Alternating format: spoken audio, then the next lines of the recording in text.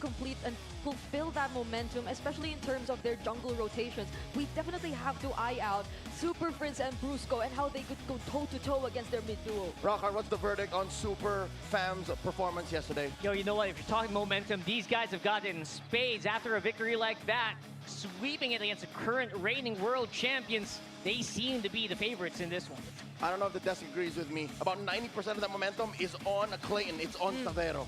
Yeah, it is. It is. I must say that I never expected that it would come to a point wherein I would really have to consider and decide myself between these two gold laners as to who I would really consider to be one of the best here in the top 4 teams. Seems to be the case, right? I mean, right now, the gold lane is the biggest contest. Again, it's not just about the wins, it's about who is on top, who is the head honcho in the gold. Take a good look at these stats. Again, 11 heroes atop Falcons. Onic is definitely more diverse. Let's listen to the smart 5G ping test before the match begins. Again, kanya-kanya na to. Maglalaro talaga ako. Ay, Janine Verdin, pumunta ka dito, mag-ML lang Janine Verdin Band at Sacred Red Band. Super saya ako kasi nalo kami. Tsaka nabigyan namin ng sobrang ganda laban yung mga fans. Best of 5 series na nalaro namin lahat. Excited ako sa next season ng Aurora kasi sobrang lakas nila kahapon. Iba yung form nila. Parang M7 form sila. Good game sa Aurora.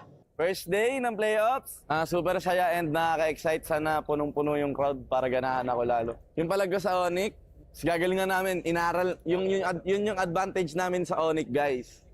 Inaral namin sila kagabi. Umabot kami, hanggang oras yun? Hanggang alas 3 kami nagplano. Ganun kami katindi. Tagal niyan. Pinagplanuhan namin ng matindi. Kaya gagalingan namin mamaya, guys. Let's go. Guys, thank you nga pala sa mga sumama sa Super Fan City Parade namin. Mahal na mahal ko kayo. And I will win. All right, let's memento this. Let's attack it backwards. Flcn said they spent up until 3 a.m. studying Onic Philippines' performance last night. Yeah, and I'm hoping that's not all Onic has to show, because I'm pretty sure that they were really pushed to their limits yesterday up against Aurora just to secure that win. But now going up against Falcons, who they themselves said they reviewed that 5-game series, they should have something new in their pocket. That's a lot of pressure on the Onic, right? Like bringing out something that Falcons have not seen yet. Can you take this team by surprise with a veteran coaching staff like this? And to start it off, besides the, guitarist of Sacred Red sharing a little bit of other thoughts, even when Aurora's down, the teams talk about the M7 World Champions. Despite them falling, I think it's them doing Falcons a favor. Hear me out. They pushed Onic to the limit. Now all the more Falcons know that it's on Savero. You beat down the gold lane, and again, any threat of a comeback is done. Yeah, it might be very glaring, right? It might be very glaring where the point of weakness is for Onic, because despite the win, they were not invincible. They were very far from invincible in a lot of those games. Yeah. The first 12 minutes, you could have sworn Aurora were sending them home. Yeah, and I think this is something that will also mainly apply when it comes to the draft battle that we might see later on. Because why you saw a team push to their limits, but you study them up until 3 a.m. And I can only imagine how Coach Moody is planning to strategize all about this. Yeah, and strategy can only take so far, but for Falcons, they are gonna bring it with their X Factor. Prime Flat. Or Prime Flat Peasy right now here for the M2 World Champs and the M5 Finals MVP, by the way, who really tore up the game with phenomenal game win losses, really high average kills for an XP laner, to be honest. And of course, the average DPM. You could really expect him to go crazy with heroes that could go very aggressive. And in contrast, talking about just Flap, he's no longer TZ, cross that out in 2026. He seems to just be playing a solid state XP laner. If he wants to explode, sure. Yeah. Good on the Sora, great on the Arlott and Phoebus, undefeated. Yeah, it's like a mix of both of his primes in a sense, where it's been really those explosive XP laners on top of, or either those Uranus type, Thamus type, Khalid type XP laners, which we tend to see. But I think it's really fitting for Flapteasy nonetheless because of the demands of this current matchup. it's him thriving in XP laners that can just really disrupt and help in those really invade type early rotations, which you expect to see going up against a lineup like Onic, who, by the way, I'm wondering if they plan to change things a bit too, because Baksha doesn't seem to be working yesterday. Yep, they just overall struggle with Baksha in season 17, but if it comes down to it, put it on King Kong. That's what works. More than a 75% win rate. Rockhart, we're going to broken walls. Yeah. Our real cool tactics mentioned XP laners might be coming in late. Yeah. Is that the way you see the draft going? I mean, it's a lot easier to actually cut earlier, so I think I would expect XP laners to actually arrive a lot quicker. Although in terms of drafting, I don't really want to give it too much, except for maybe a Phobius or, you know, the very reliable Arlot for them. So that's going to be up for the grabs here. Let's go into the draft phase. That Arlot reminds me of a certain combo they did way back in the regular season, which took the top seed by shock, which was the Arlot Kalea Guinevere in their lineup for Falcons. Interesting for me, the team that would actually like to pick the Baksha bans it out right away. I think the swing on the Suyo Harley has just changed. Plus Leomord. We'll talk more about that later. First bans for Falcons. Fanny, Zhu, Shin, and Phobius. Pop quiz. They banned their own undefeated hero. There's Onic taking out the Marcel. That's an Ogwin special. There's so many open heroes to start with. So many open heroes. Kalea. The aforementioned Kalea. Guinevere. Yeah. Falcons are a Guinevere 1. Claude 1 team 2. I would like to see that. Especially if we go to number 2 and 3 for Falcons. Kalea Guinevere is so scary. Like, those heroes can really go crazy, except I don't know if I want to see Kyle on the Guinevere on game 1. Just because I don't know if that's going to be as aggressive or if it's going to be like as good in the late game, which is really how Onic comes back these games. Maybe if we were in grass. Grass. Yeah. Better surprise factor. Yep, we're in walls.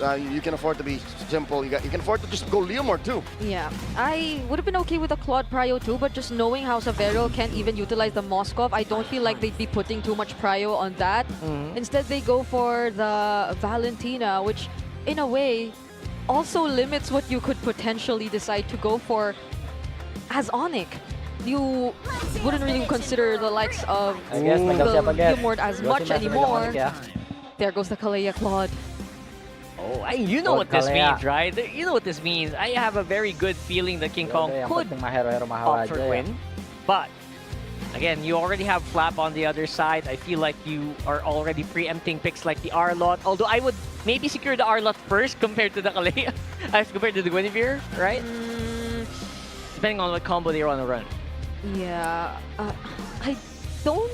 Well, that's the Kirkitek, so there might be a chance, but based on the heroes that they were picking yesterday, it's more of like a stable XP lane rather than one that goes for the big types of setups for Kirk. Yeah, Terizla for Kirk, right? Okay, there goes the Guinevere Arlot. So, they denied it from... Wow! Despite it not being the map we expected, it's just the way Falcons plays. High crowd control, in your face, solid start. What does Onic close with? That is a tough one. Honestly, I would like to see maybe just a solid mid laner just so that you don't run out. I think a lot of good mid laners are going to be removed here in the last 2 picks. Don't have to ban any big roams against them. You don't have to ban any big XPs. In terms of mid lane, it's so tricky to play. Tricky. Mid laner that relies so much on positioning. Is it a combo? Do you want to go something with the Kalea?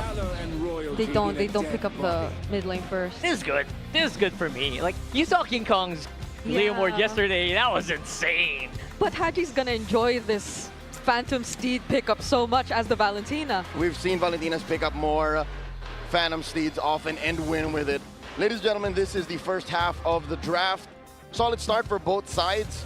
Again, Falcons, despite this being their first game in the playoffs, is showing amazing identity. They don't care how the meta is evolved in the first day. This is how they play. Let's throw it over to Renmar and Wolf to see what they think of this draft. Interesting. Falcons rush the Valentina knowing that Onic are most likely going to get the Kalea and Claude. Ang naging sagot nila dito is the Guinevere, which is a very interesting combo. I really like it. At yung Onic, imagine na open yung Harley, the Thank you, Suyo nagayon can't be ba? picked up. But they chose to go for the Leomord knowing na kailangan nila ng mid-range. Hindi kasi sila pwedeng mag-full assassin or full utility. Leomord is a hero na literally nasa gitna na hindi yung pagtatapat nila sa isang Guinevere. By the way, statistically the best Valentina of this season, and Onic just gave 2 great options for ultimates for Haji to take. Now, that is going to be a ban on the Gourd and then a Harith ban from Onic. Any other expectations? Maybe Falcons might ban another EXP option. Okay, so mga pagtatapat sa Warrior like Glue, for example, para mawala ng pang frontline dito ang Onic. Kasi if you're looking at both Leomord as well as the Kalea, kailangan merong haharap muna so that you can eventually set up on that of the team fights. So, pwede nilang i-eliminate yung focus factor here for Falcons. Oh, okay. So that is going to be a ban on the Atlas. It seems like that is going to be the sleeper pick right now for a lot of teams in the row, considering that the Valentina is on the side of Falcons. Makes sense to take it out. If you're in Falcon shoes, still committing an EXP ban, or are you going to try to target maybe Super Friends? Tingin ko hindi ka na masyadong problemado dun sa mga Super Friends. Because maybe if medyo TH na TH ka, yung Valir na lagi pinipili din ng Onic Philippines. But I think it won't answer, it won't really help your case. Much better if you just ban something like a Glue or an Alice para sa side ng Falcons. Yeah, so those really strong EXP lane picks, the tempo breakers, yung mga tinatawag natin dyan.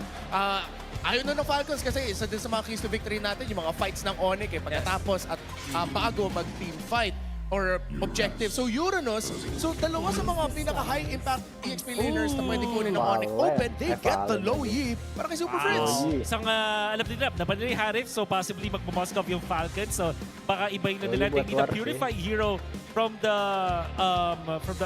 carry role. So baka carry yung kanilang piliin. There's the Falcons and then there's the Kaja as well na pang-counter din ng mga teams against the Kalea. It's the Roger! Wow! That's a comeback pick! I was just saying earlier in the down room I wouldn't want to see Roger. I don't miss him. Falcons end up picking the Glue. Interesting decision. How do you feel about this? I think it might be a little bit too much of a wild card. For the roam roll against the Louis, medyo siguro mamaisip ka. Pero ito yung hero na hindi mo talaga mabubuhat and it will be a problem for this Leomord.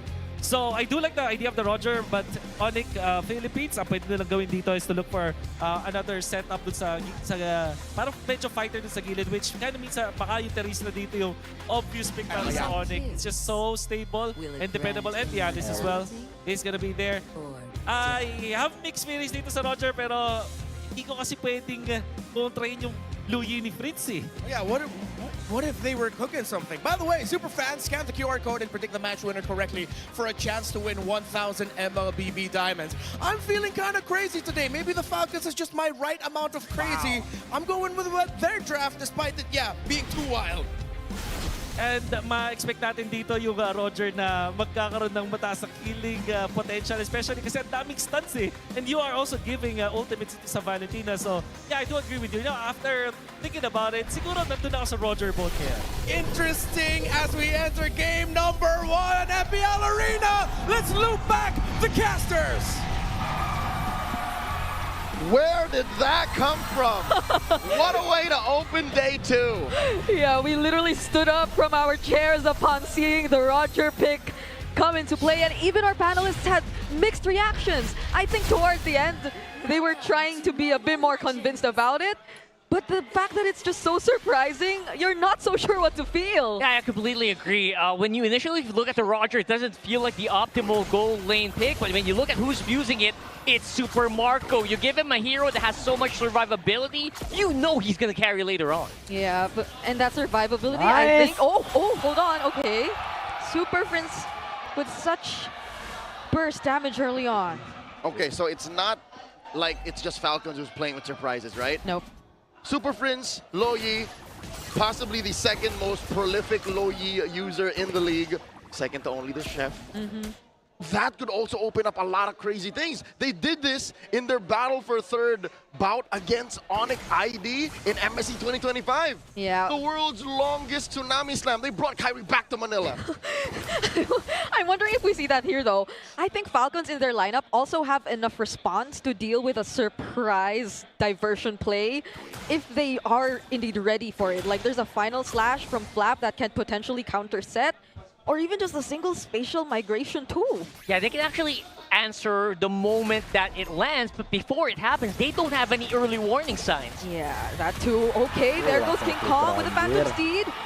Ogwin was forced to flicker out of that. Okay, little baby Patrick had to get on out of there, skedaddle. In the first about minute, Savero had to use the Purify. Yeah. What was that? I mean, that just feels like trying to trying to preempt something. Again, you can't be too aggressive, and you can't give out too many early kills. Kind of understand it. And again, it's all the pressure that the Falcons are giving. And partly maybe it's been so long since he last had a laning phase against a Roger. Right. Whoa. That you kind of forget how it actually works. That's a clear from Kirk though. Final slash from Flap, but he still finished off the kill on Kyle. That's going to be first blood for Onic. Phantom Steed 2 for King Kong as he goes for the chase against Ogwin. But that's Brusco and Kirk providing him help. Oy, That's the sa terrified tuwid. from Haji. Andiyan na Does rin ang Ogwin kill get ko. away? He actually does and steals away the Eh. Phantom Steed himself. He's King going to Kong use it to naman run yung away now. Flap will be here to help, but the fight keeps going and they no longer want to continue. They wasted so much time, but Mariano they're only kill, yes. delaying the inevitable. The Super Buff don't give up! What? Flap doesn't want to stop another final slash. Ogwin and Kyle too for the re-engage. Kyle is finally here, has the retribution still, but Kirk is zoning him out so well, and Ogwin's too low to even fight back. Now Marco's here. This should trigger the passive. Low members of Onic, they have regened up to more than half health. Kyle's low. Yeah, I can't believe the turtle was actually reset after that. Another Phantom Steed coming in from King Kong. Duality for Flap, and they secured the turtle with a kill. I don't know what was going on there, but Falcons really did not want to let go of that turtle. Want to keep fighting as well. And they keep fighting. There goes a setup from Kyle, but he immediately gets away. Ogwin finds a target, but I don't think they have enough to finish this off. That's just Onic constantly invading Falcons after that objective. Only in MLBB do you see Patrick mounting Sakura, but regardless, Falcons have overextended. For more than a minute, they were forcing what clearly was not theirs. That's exactly what I mean. Yeah. It is so weird that Falcons are doing this. You see that goal lead? That's just from missing out on minion waves. Uh-huh. That was a huge lead built up because you overstayed. You went in one by one by one. What's up with that? It is something already explicitly mentioned in the keys to victory. Watch out for Onyx 5-man post objective. And that's exactly what they did. I can't believe they actually kept that going even though there were multiple soft resets on that objective. But here comes a diversion play. Kyle seems to have sensed it. Ogwin now all alone up against 3 members of Onic. Uh-oh. He will be tanky enough to withstand the damage Aduh, though. But he overall Tsunami back Slam. in multiple Oh, times, gan, even with the udah lah. Phantom Steed. Power offset dari awal juga. Yeah, there's just not much you can do here at this point. You are completely at disadvantage.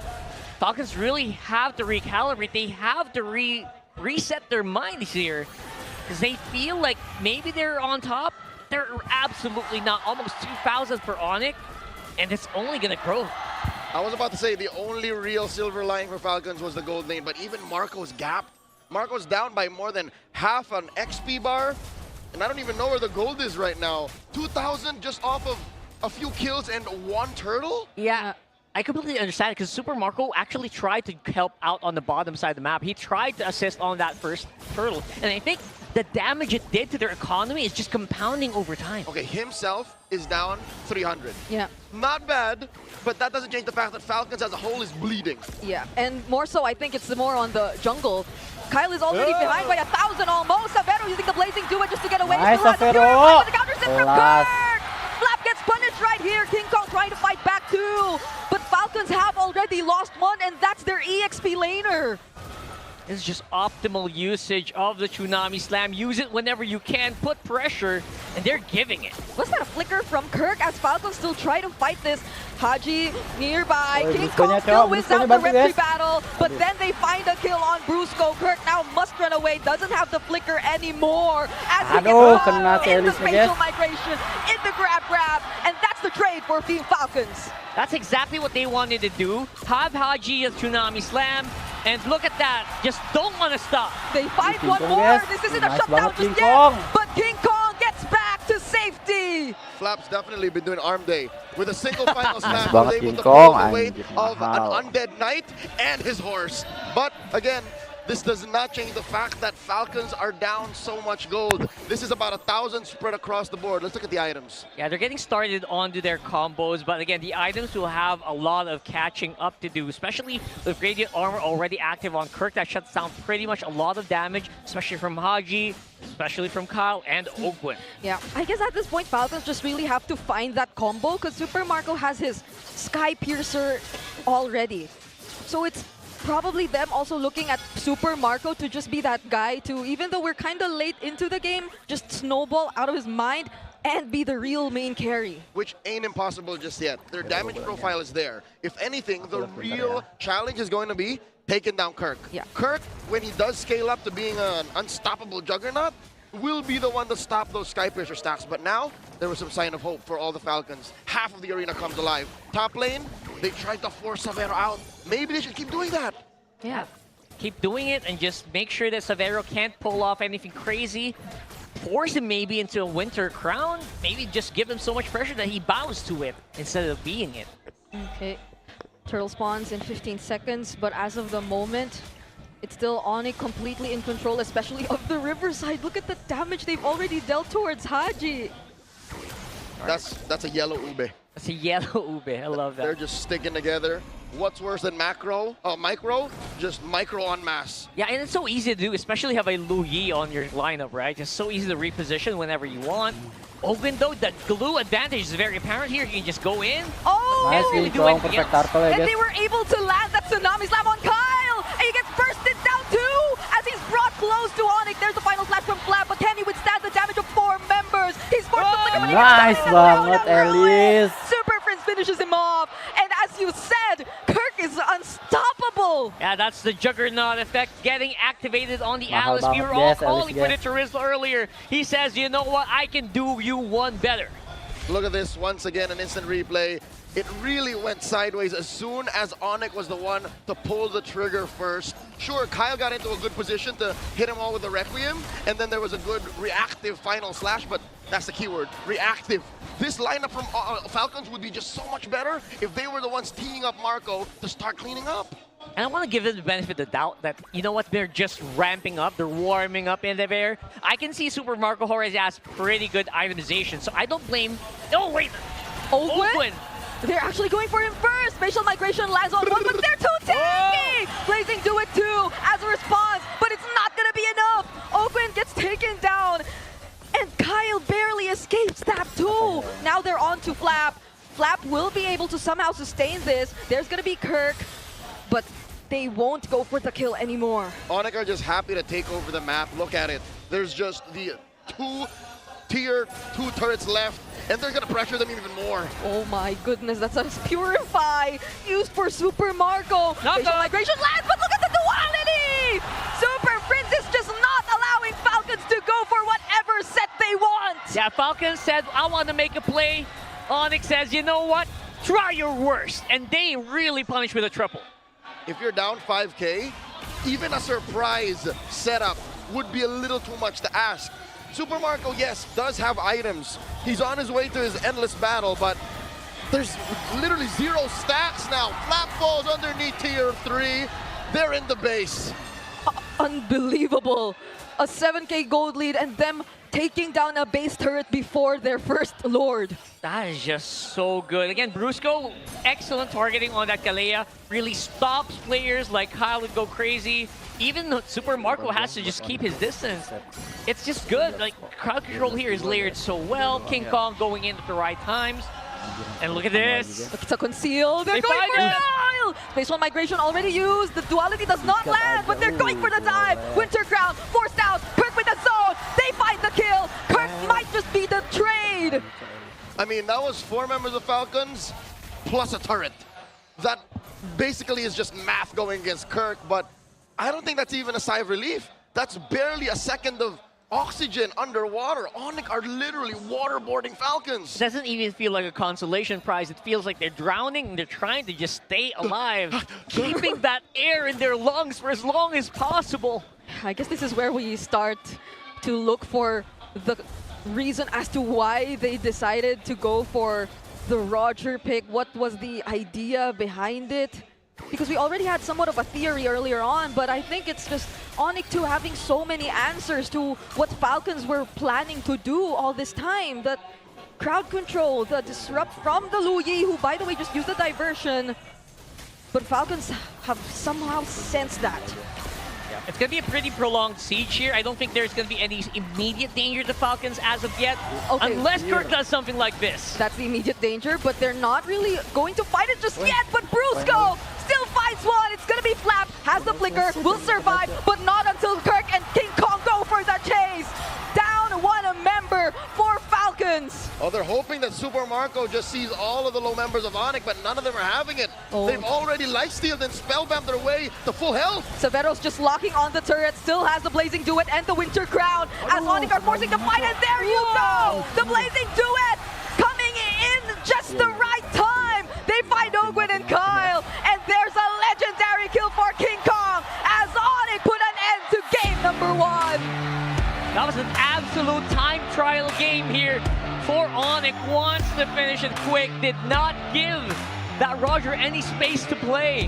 That's what they call in the business a lightning round. The Super Fam draw first blood in this best of 5. Falcons were just asking for too much.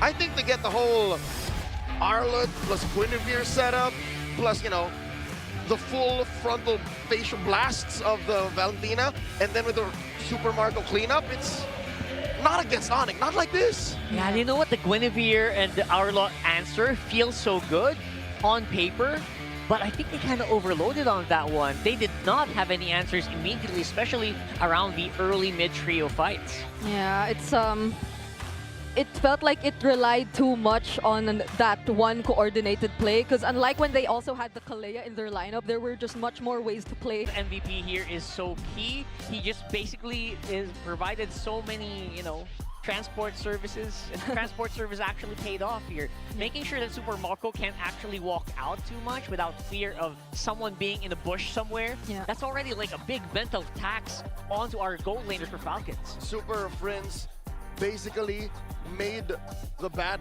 worse the second he got diversion. I saw as early as the second turtle, within inches of diversion, just so that they can pressure the backline and deny any comebacks from Falcons. We'll see in the highlights once more how well Super Prince played. I have a question to post. I'm curious, without this sequence right here, without the forced, prolonged early game delay of that first turtle, would this have gone a little different for Falcons? I'm thinking there might have been a chance, because you don't immediately get to see Kyle and Flap shut down, which are the two main key players, at least for Turtle 1. They're the starters. They're the starters, but at the same time, you just see it in terms of the mid control even before that skirmish happened. Super Prince was just having the upper hand against Haji. Haji could barely really close in against the members of Onic, and I think that's another layer to the problem. Super Prince was never a target for Falcons.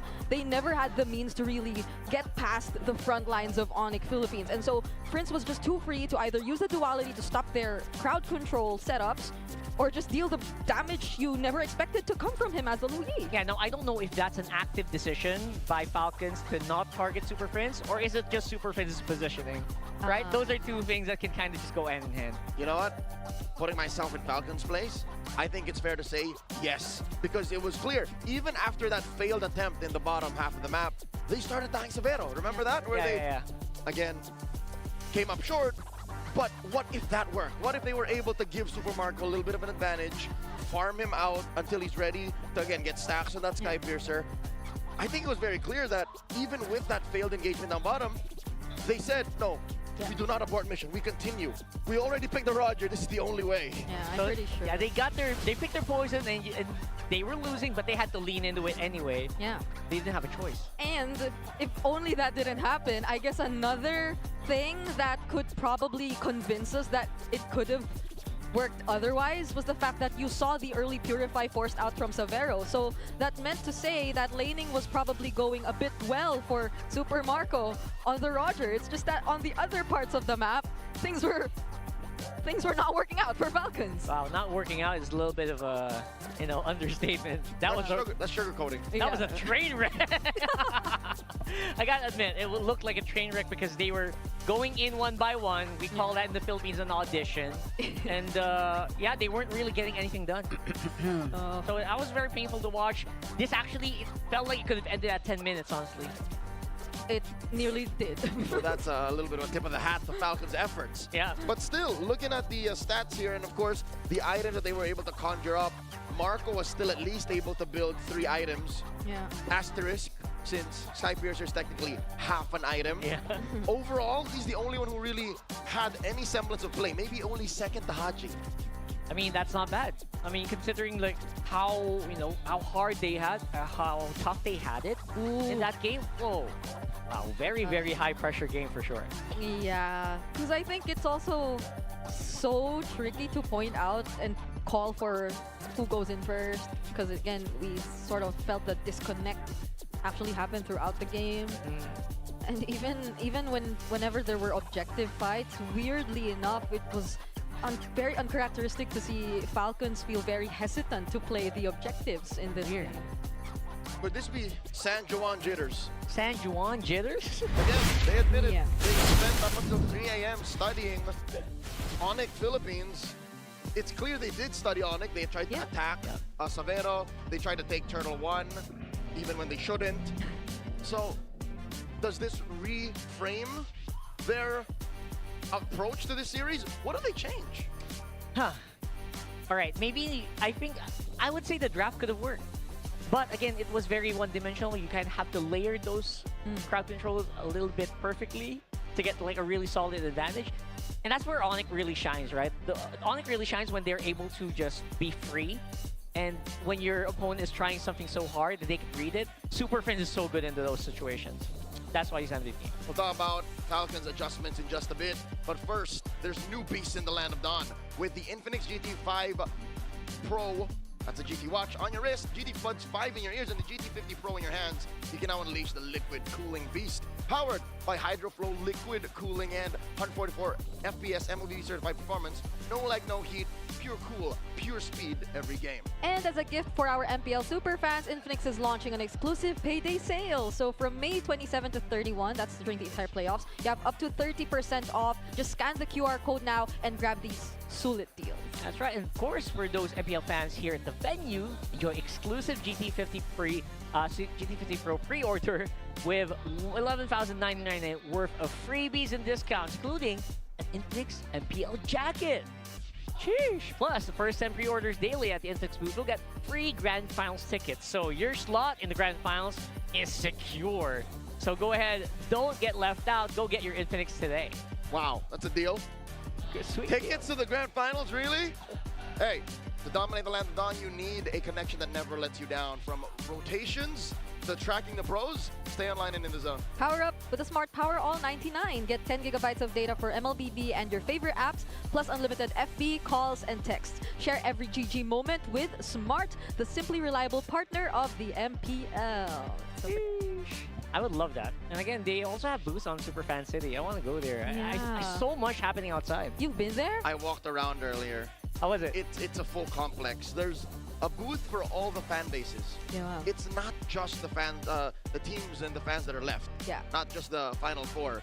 The San Juan Six are there. Even AP Bren and TNC. Oh, okay. Amazing. And that's just like a sneak peek because I think the entire Superfan City starts to open tomorrow onwards. Yeah, that's the third Friday day. to Sunday. Exciting stuff.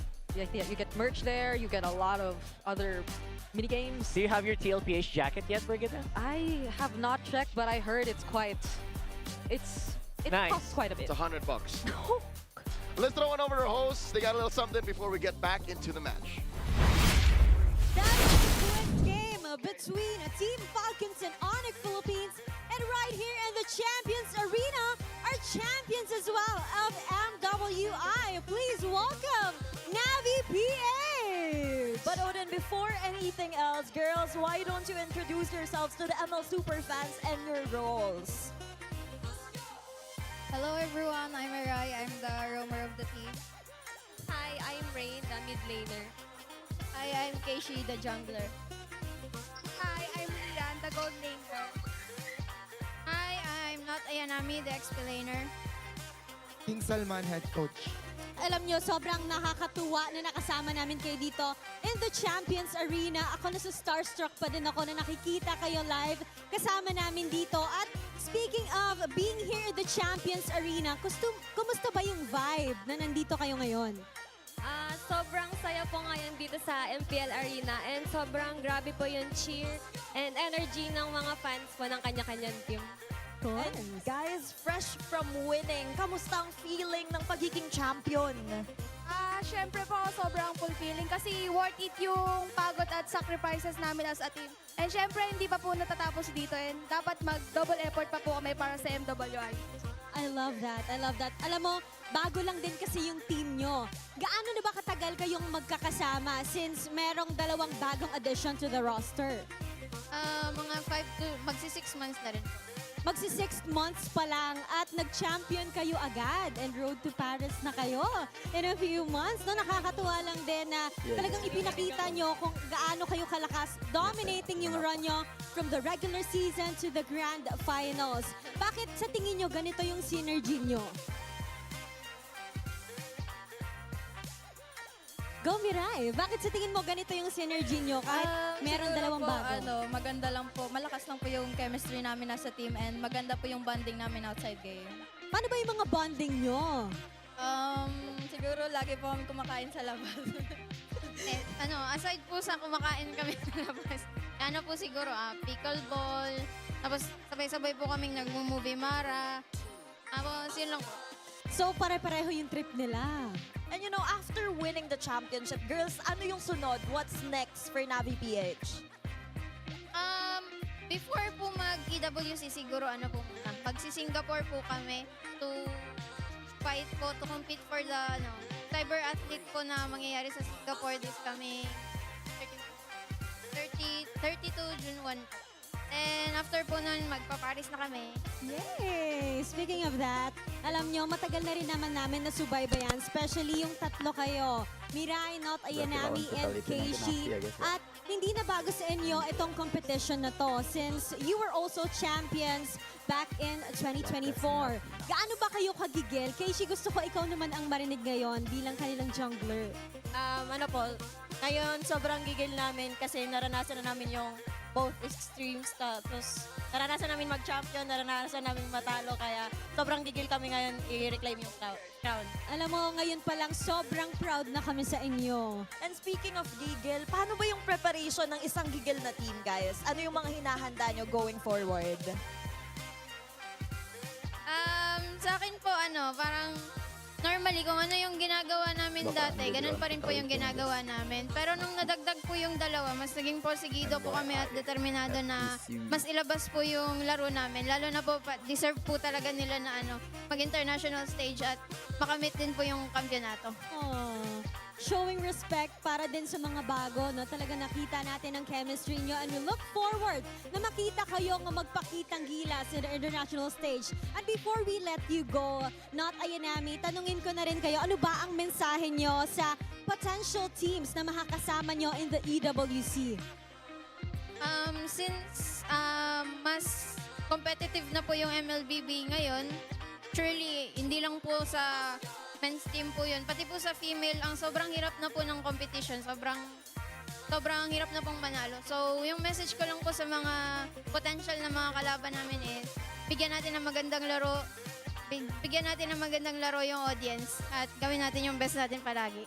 Thank you so much, Navi PH. And with that, ngayon, hinahawakan nyo na ang key patungo sa EWC. I-raise nyo yan at the count of 3, okay? Sabay-sabay tayo. In 3, 3, 2, 1!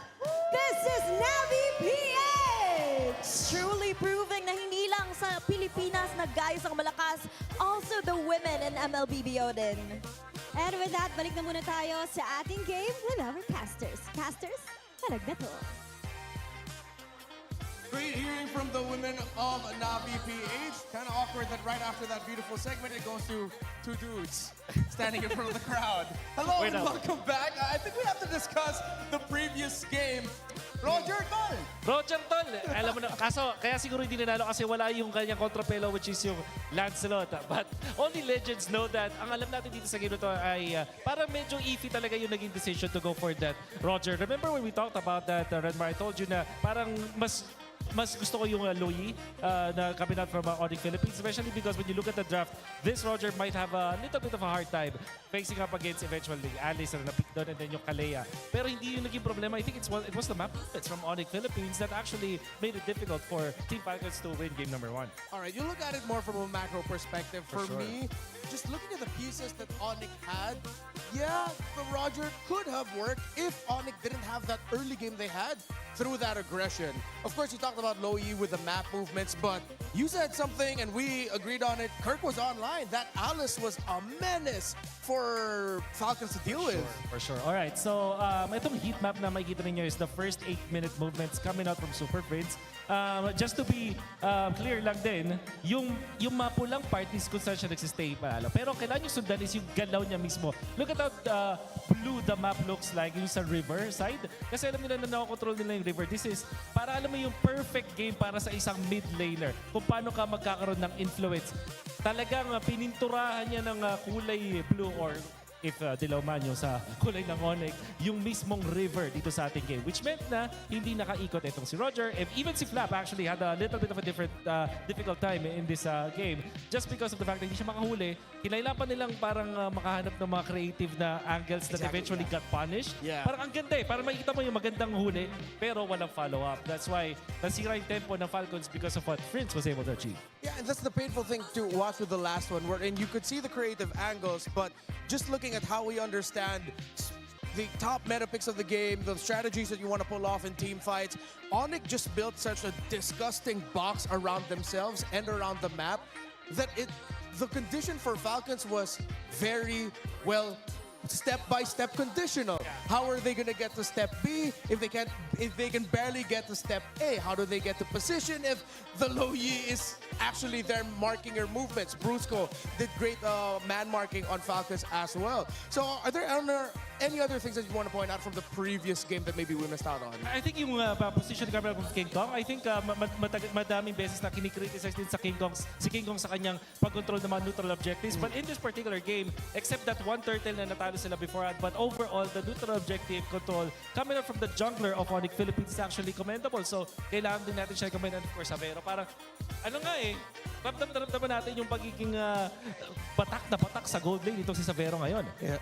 Do you think that maybe they locked in too much with getting their combo? Because that's an awkward thing that we saw in yesterday's drafts, wherein a team that wants to rush a very specific idea gets punished just by some of the best meta picks. Falcons look like they just saw one thing. We saw the Arnold, we saw the Gwyn, and then, hey, I think we can use the Roger we've been preparing. Yeah, alam mo, Redmar, sobrang nasabak po yung statement ko, which is, ang sagot ko lang, yes.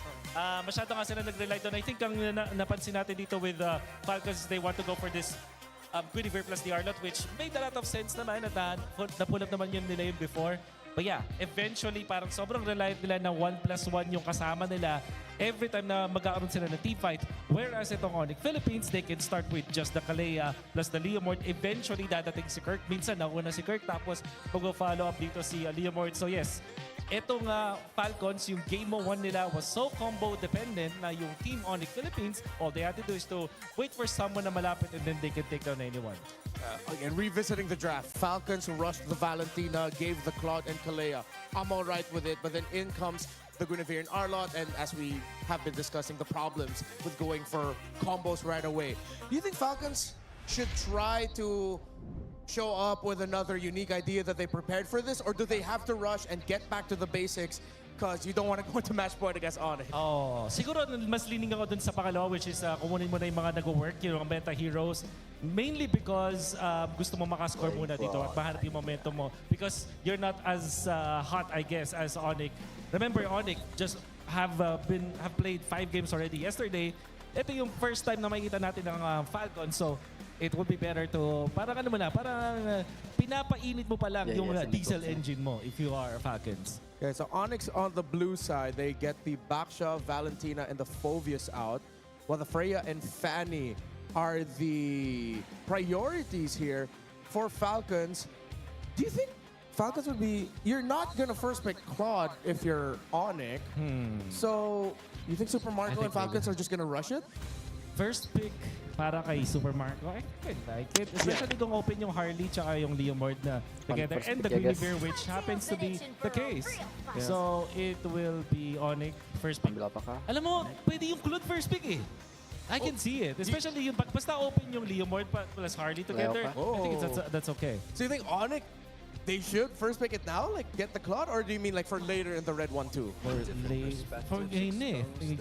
will go for the Marcel. Okay. They have a lot of options kaya para kay Savero eventually. So you go Gwyn para dito sa Falcons kung sakali. Pero minsan kasi pinipili na nila yung Suyu sa ganito. So Suyu plus Harith, for example, up against this Marcel para meron kang true damage option to eventually take out etong Marcel.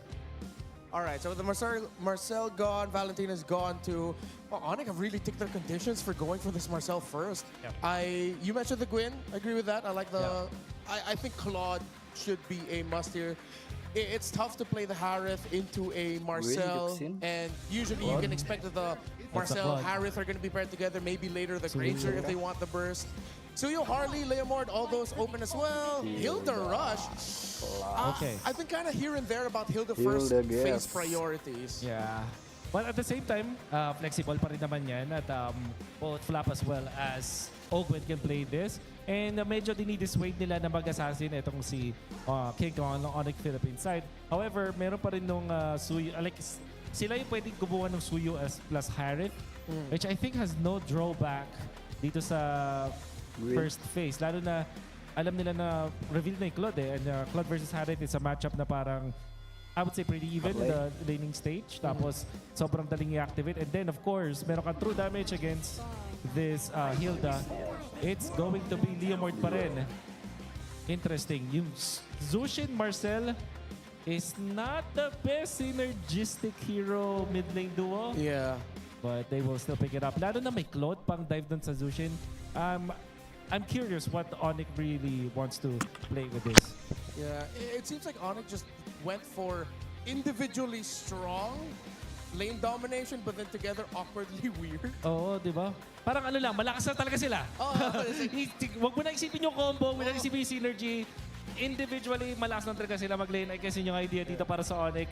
Falcons, they have a choice to go for Gwyn, which they pair up with Claude typically. Pero kung may Hilda, baka mag-Suyo na lang din sila dito up against the Leomord. I think I'm a little bit more for the Suyo because the Guinevere against the Marcel, her entries get messed up. So yeah, the Suyo comes out. Okay, I don't know how you feel about this, but I think the Hilda needs to just get locked into Rome already because putting it in the XP,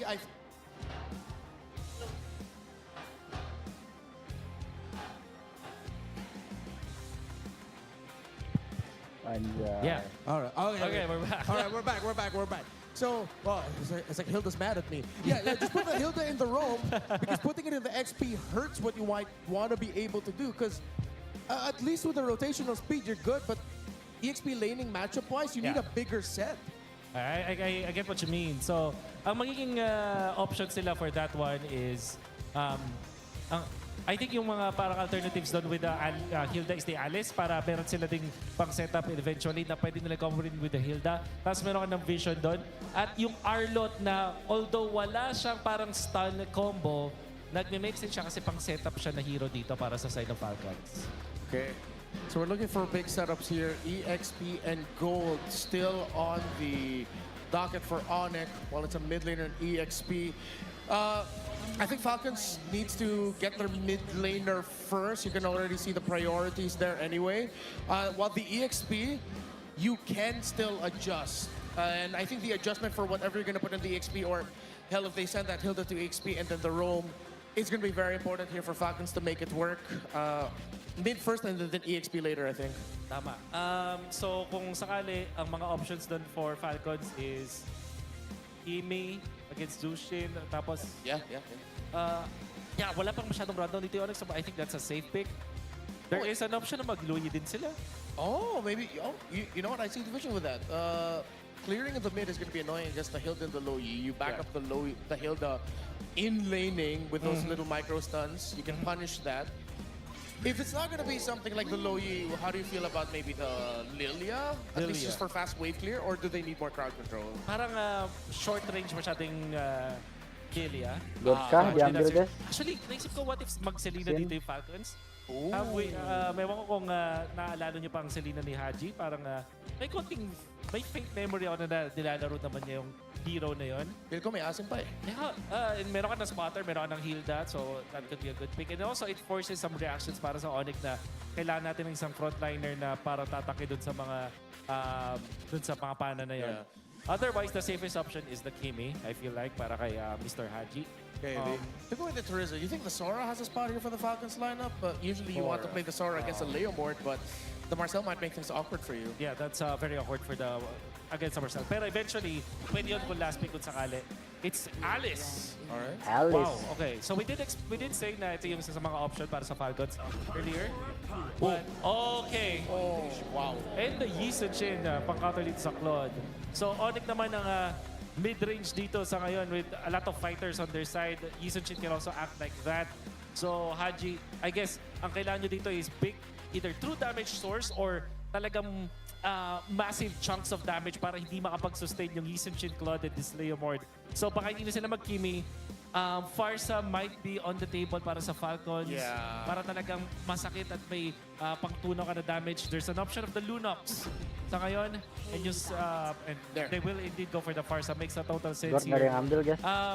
Falcons have drafted the Renmar, yung pinaka, sabi nating meta na lineup sa atin ngayon. Whereas Onic going for the pakita the Yisun Shin makes it so spicy. So pick your poison na lang dito para sa dalawang teams natin. Yeah, it's a wild card. Paquito doesn't have the win yet, but the Yisun Shin of Severo stands undefeated so far this season. Are we finally going to see a loss on that Yisun Shin, or is he just going to prove just how good he is with that hero? Real quick, who are you siding with? Just name a team. No, you just say Onic. I'll say Onic dito. Paquito and Yisun Shin looks crafty. Yeah, I'm running with the Onic here too. Let's toss you back on over to the casters. Casters, let's go! Caster, let's go! 6 for 6 is the pressure. Claim Severo Gold Laner on that Yisun Shin. Now could he go 7 for 7? Ah, man. You know what? One word that was brought up so much in that panel was reach. I really feel like as spicy as Onyx lineup is, that reach might just bite them in the behind later on. So I'm looking forward to whether or not they can actually ramp up strong so that they can actually just push through and punch through the defense so that the reach disadvantage doesn't matter. I get where you're coming from, especially as it was highlighted as early as dua-duanya, during the Marcel Juicin pickup. There is little to no hero synergy you could really expect from these two when it comes to the mid lane, but individually, and I think that's something that they kept going through the entirety of their draft, is like individually their heroes are terrifying to look at, especially in terms of the laning. Just look at where Kirk currently is already, and how Severo is. How is Severo actually managing it? I was about to take back what I was saying. Okay. I think Falcons took that as a clear sign that maybe Marco can start asserting himself. In comes Musco, flicker out of nowhere. Well, just when you thought, you know what, he could actually assert himself, here comes a reminder that, you know what, it's really scary. There's a reason why Marcel is usually first pick in a lot of these games. It's like a backflip out of nowhere. It's like, hey, nice to meet you, backflip. But I guess it won't really be that much of issue for Onic, especially if they're able to maintain like the amount of pressure they're doing right now, at least. Severo! No! He crumbled under the pressure. We were saying pressure too Kenapa kena solo much. kill Severo? Did we jinx it? Not the start you need. Absolutely not, man. Severo losing it out, and again, giving a small advantage. A Super Marco, one of the statistically really high placing gold laners in the league. You don't do that. Hey, you give Super Marco an inch, he'll take a mile. Falcons are pushing the advantage. Look, they're going for the Lord. Turtle. Ogun gets bursted down, no. Uses the flicker. Nice banget, nice banget, as the target. There's the throne of ruin though, as the counter set together with a better air strike. King now very low. They're trying to go for the chase. Flap is gonna look for it as much as he can, but he lacks the Nice! damage at the Aduh, solo, gak kena, but guys. he survived! Now it's Falcons taking the objective and Aduh. finishing off the kill! Oh my goodness, Falcons are out for revenge there. There's red in their eyes right now. It's so hard to actually fight, especially right now. It feels like Onic doesn't have to fight uphill for this.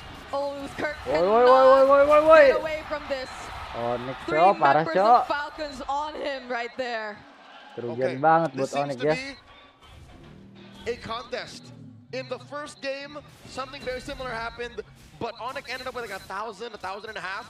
Now Falcons got almost 3 in the first 3 minutes. And that's not even like a full-on 1 minute of a fight. They just got it through sheer force, advantage on the objectives and on the jungles. This was less Onic making a mistake and Falcons just playing well. Yeah, they were the ones really forcing out. Even that one flicker that we saw used from these two mid laners are going at it in the mid lane. Super Prince will be Lawless, yes! Oh my actually god, flickers Lawless, out guys. to safety. Now it's Brusco who might be in danger. Golden Hour will be saving him there. Now Kirk to provide the help. Ogwen looking like he is gonna be in a Anjir, danger lolos spot. semua, Cok. But the bushes in the region will help him Lolos survive semua, yet guys. again. It's a very nice submarino that we're seeing here. Falcons Anjir. tagging in, tagging out. Am I watching wrestling here? Salig Imam needs to Wah! be studied. Hampir. Hampir, guys. The machine Anjir. is oiled up and ready to go. You see how close he was to dying? He was literally picking a fight with a fresh prince. Oh man, the fresh prince here. Yeah, look at their heart rates at this point. Ogwen's just chilling. He's chilling, he's fine. He's at 70 heartbeats per minute and he's just running around like, oh, I just need a bush. I just need a bush. Yeah, but Onic are feeling it right now. They're just so pressured. Super And Marco. speaking of the pressure, Severo Lawless, nearly gets taken out right there anjir. once Super again. Marco emang Owen dia here kelas, to guys. provide some help. All right, they're just using Super Marco as a trap over and over again here, it feels like it. And now they're going to get a little bit more here, a little bit of an extra on the bottom side of the map. Turtle Lawless, number guys. 2 going Onic dapat up 2 to turtle, Falcons guys. with very little to contest because that's a stroke of genius. They rope a dope Onic with just 2 members. That was all Marco and Ogwen. And everything's happened so fast. Falcons, after that objective, have already secured their first turret in less than 5 minutes as well. It's Falcons just adapting so well to how Onic have been revealing their rotation so far, wherein you know that Kirk is likely to keep rotating out, and they just took advantage of that time and time again. Yeah, that's a big adaptation. You're using macro instead, and now it's a switcheroo again. Super Anjay, Prince. kelas the banget. Crimson Beacon in. Nice, From King left, not enough Kong. to save Haji right there, though. Golden Arm Nice. gets touched by everyone as they get brought Nice, Super back Prince. under the turret. Ogwen running away, but they take the kill on Haji, and no Flap will be able to escape. Yeah, as I was saying, man, there's a really big switch up here that's being done by Falcons. Pure macro dominance. They know that Onic wants to brawl. They know that they know they're scrappy, but you know what? Ay. Falcons are just trying to Nabrak-tembak use ka. 2 people, get more advantages cross map, just maybe swap it out. They can do it over and over again here in this game. Dear Lord, Marco's farming up. He is making bank. He can buy Ram now. He's 1,000 and change up on Severo. That's saying something. In the first 5 minutes. Yeah, Ram in this economy? Come on. Figure of speech, but literally that's how much money Marco has in the first 5 minutes of the game. He's literally sitting on about 4.3 thousand, while Severo is at 3.4. Yeah, and Onic are not really able to convert anything just yet. Falcons are managing the map so well that they are probably also able to just keep these key members in check every single time. Just look at how Falcons are probably aware that King Kong is just really being guarded well here in this purple buff because they cannot afford to lose out on any more of this farm just to catch up for this next objective. Yeah, losing out on that farm is going to be so crucial here. Next objective also going to be a bit easier to take, Tukeran especially sama if they Alice, take guys. out Flap. Okay, that's Aman, gak apa-apa. member down for Falcons, but it does not affect their turtle take in any way. They Anjing, still Kylie ini secured the keren banget, Cok. third Mainnya, Cok. objective of this game. I would say that's a wash. I think it's a fair trade, Videonya and keren ya, Onic guys, should ya. start taking more of those. Because right now they're slowing down Falcon's roll. In the game 1 that we saw that Onic won, they were twice as high on a gold lead yang penting compared to objektif Falcons. aja So dulu. Falcons have kind of slowed down. Yeah, it really did. I mean, we're holding steady. It means that the pressure just kind of subsided, and now we're pretty much on equal footing. And I think this the fact that Savero can just willingly go out of the map and not really receive too much pressure. Again, sorry for the pressure, the P word here for Savero. Again, he can do that over and over. It just means that Onic still has that farming advantage. They still have the capability. And it's great that they're starting with those kinds of trades first, because in terms of their cores, they're at least 1,000 behind for both their jungler and their gold. So team fights might not really favor the super fam as much just yet, not unless they find those isolated plays similar to this one, forcing out that flicker from Ogun. Oh, First goal! Golden hour to nothing. That's a good amount of time Falcons can play with, but the same still stands. They're sitting at about 3,000, 4,000 up, and the map hasn't moved much. Super Marco looking to take care of tier 1 up top. Yeah, it's pretty good that Falcons just have to remind Onic that, hey guys, we're kind of 4K behind, or 4K ahead. What are you doing here?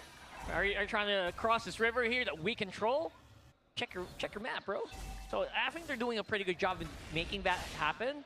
And they're also doing a good job just making sure that, you know what, at least no invades, right? Ogun's up on front. All of these bushes have complete vision on them, so that there's just no opportunities for like any surprises to happen.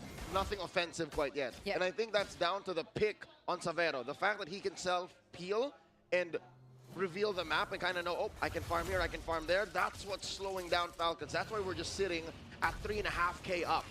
Yeah. It does feel a bit significant when you look at the junglers, especially with the 2-level gold or the 2-level gap existing between them. But at least Onic are still somewhat keeping them in check, and Falcons cannot just be too hasty with their decisions to fight against Onic. It seems as if whenever there is at least one member they find, Onic have the tools to just really go for them anyway. Just look at the amount of mobility and chase that they can afford to commit onto one person. And speaking of that one person, it might be Super Marco, but he reacts so quick with the flicker. All right, good control. Ogun's up on front. Still threatening here. I feel like Flap can kind of he's just the big question mark here, right? Is Flap gonna go in or not? Like, he's gonna be the main trigger point. Yeah. And Onic can note that there's about a 2-minute window that Marco has no flicker. So they can really pressure him. Nobody's Rocket Purifies here, so nothing comes for free. Oh, you're right. Everyone's actually on flicker. That's interesting. It's an interesting game here. That's why Onic are maybe somewhat pushing forward. But there's just so much sustain and front lines too that you have to take care of when it comes to Falcons. They saw that Kirk is up top. They cannot contest. Falcons go for the throat. They take the first Lord. Wow. You know what? Compared to Game 1, this is the biggest non-fight I've ever seen so far today. It feels like they just don't want to give anything. They don't want to do anything on the map. Like giving away Turtle, giving away the first Lord. Whoa, whoa, whoa, whoa! Could Kirk actually take out Taji? It seems like if he only had a bit more time, then he could have. One more knockout strike denied by the Falcons! That's Kyle's first stack. That is a long haul play. That's a Martel type-ish on Falcons right now. Yo, I gotta just salute Kirk there. You gotta do something. You gotta try something there. Instead of just going down to 4 members of Falcons, you just came out a little bit too short near on the very end. That was a 3-season arc that Falcons played on. Look, we're taking Lord, we're giving you Kirk. Oh, we're giving you Haji. Psych! Not really. Not to mention the first stack on Kyle. So Falcons, despite being stuck at about 3,000, 4,000 up, are still a macro-centric team. They will not allow Onic to pressure them into playing a different way. Kyle! Okay, it's gonna be Kyle now as the target. Platinum snap! And now they have enough to take him out. That's what we were talking about. Them, if they find a target, they're definitely gonna run them down. It's nice that they're showing that they have a lot of kill potential still, right? You can't just roll us over. You can't just go wherever you want. You can, anyone here can get taken out, even Suyo. You know what? It looks like Onic picked up a little bit of something from Aurora yesterday. We're talking about Macrora versus Micronics. How about some Macronics? They're literally moving around the map to feign these fake pickoffs, and then suddenly, oof, the real target was Kyle all along. He got his first stack about a minute ago. Now he's down to half. He's at 30, 70? Yeah. So that's fine, right? 6, 7. Oh, Savero fortunately had the flicker to get out of that. Now it's Ogun who might be in danger, but he's just too quick. He's so hard to chase. That's the Blazing Duel coming in from Super Marco, but he gets knocked up. Now has to go back to the BMI. Whereas Kirk, just look at what Kirk's been doing all along. long. Yeah, he's been able to actually just split up very well, and I think that is the primary role of Kirk. I doubt he's going to join these team fights anytime soon, not without like a really big gun, like a Malefic Roar on his side. It's going to really help with removing Haji, maybe help out removing Kyle, because you know what, you can't really damage Flap. You're not going to do much against Open as well. Is he... Okay, at this point, he already has the War Axe, Hunter Strike, and the Queen's Wings. Hunter Strike. Probably gonna go for another... Just wants more damage, Malefic Roar, maybe? Yeah. And again, when you have that Malefic Roar, your tower taking is also just so much better, right? So I think that's what they're trying to do. Buy some time, shove up these lanes on the side. You also want to go down later and take out that turret, maybe while they're doing this Lord Maid. And maybe he can afford to really go for the Haji kill later on if that just so happens to be the case. If he already has those items picked up. Ke depan, But Brusko. Falcons once again! Just look at how quick they are to go for the burst on the objective, and now they're gonna quickly transition. That's the Golden R as a response. They're gonna go for Flap and Kyle this time! Nice banget! Shocker's done! And now it's Kirk going into the back line. Wait, But the itu response depan of the kok. Blazing Good is a bit too much to handle as well. Super Marco has the BMI, can't escape. 2 for 1 kills for Onic, still the Lord for Falcons. That looks so good. I mean, the amount of crowd control Falcons had, it felt like Kirk just froze on the spot there. Or maybe that's just what happens when your double jab is out. Like, you use it. But the damage from Onic. Take all the crowd control you want, but where did it come from? Onic ran through Flap. Oh, and now they're running through Ogwin. Knock up from the Lantern Flare. Not even the Veterinary Strike will be enough to stop them. They're Nice! Nice, Favero. Finding Super Marco and the turret in mid. Where's this firepower coming from? I think we got the answer right there, right? Savero's just so crucial in these fights. 5-1-1 right now on the Yisun Shin. They need to answer this. They're going to be able to just repel the Lord Waves and just not even give a damn. Savero has 4 stacks right now, and he's at 4 full items. He's nowhere near stopping. He's going to continue. At this point, I'd say he's more of a threat than Marco ever was in this game. That's right. I think what we saw earlier in the jungle skirmish was like crits coming in from the Yisun Shin. Multiple members stunned up, just cannot really get out of reach of the Yisun Shin. Very, very sticky if you look at it. And it happens every single time you think that Falcons are already in a really good spot to just commit to the fight. Yeah. Suddenly picks up that Mountain Shocker and lands it on the best possible target. Multiple times in a row, Super Marco, and earlier Kyle and Flap.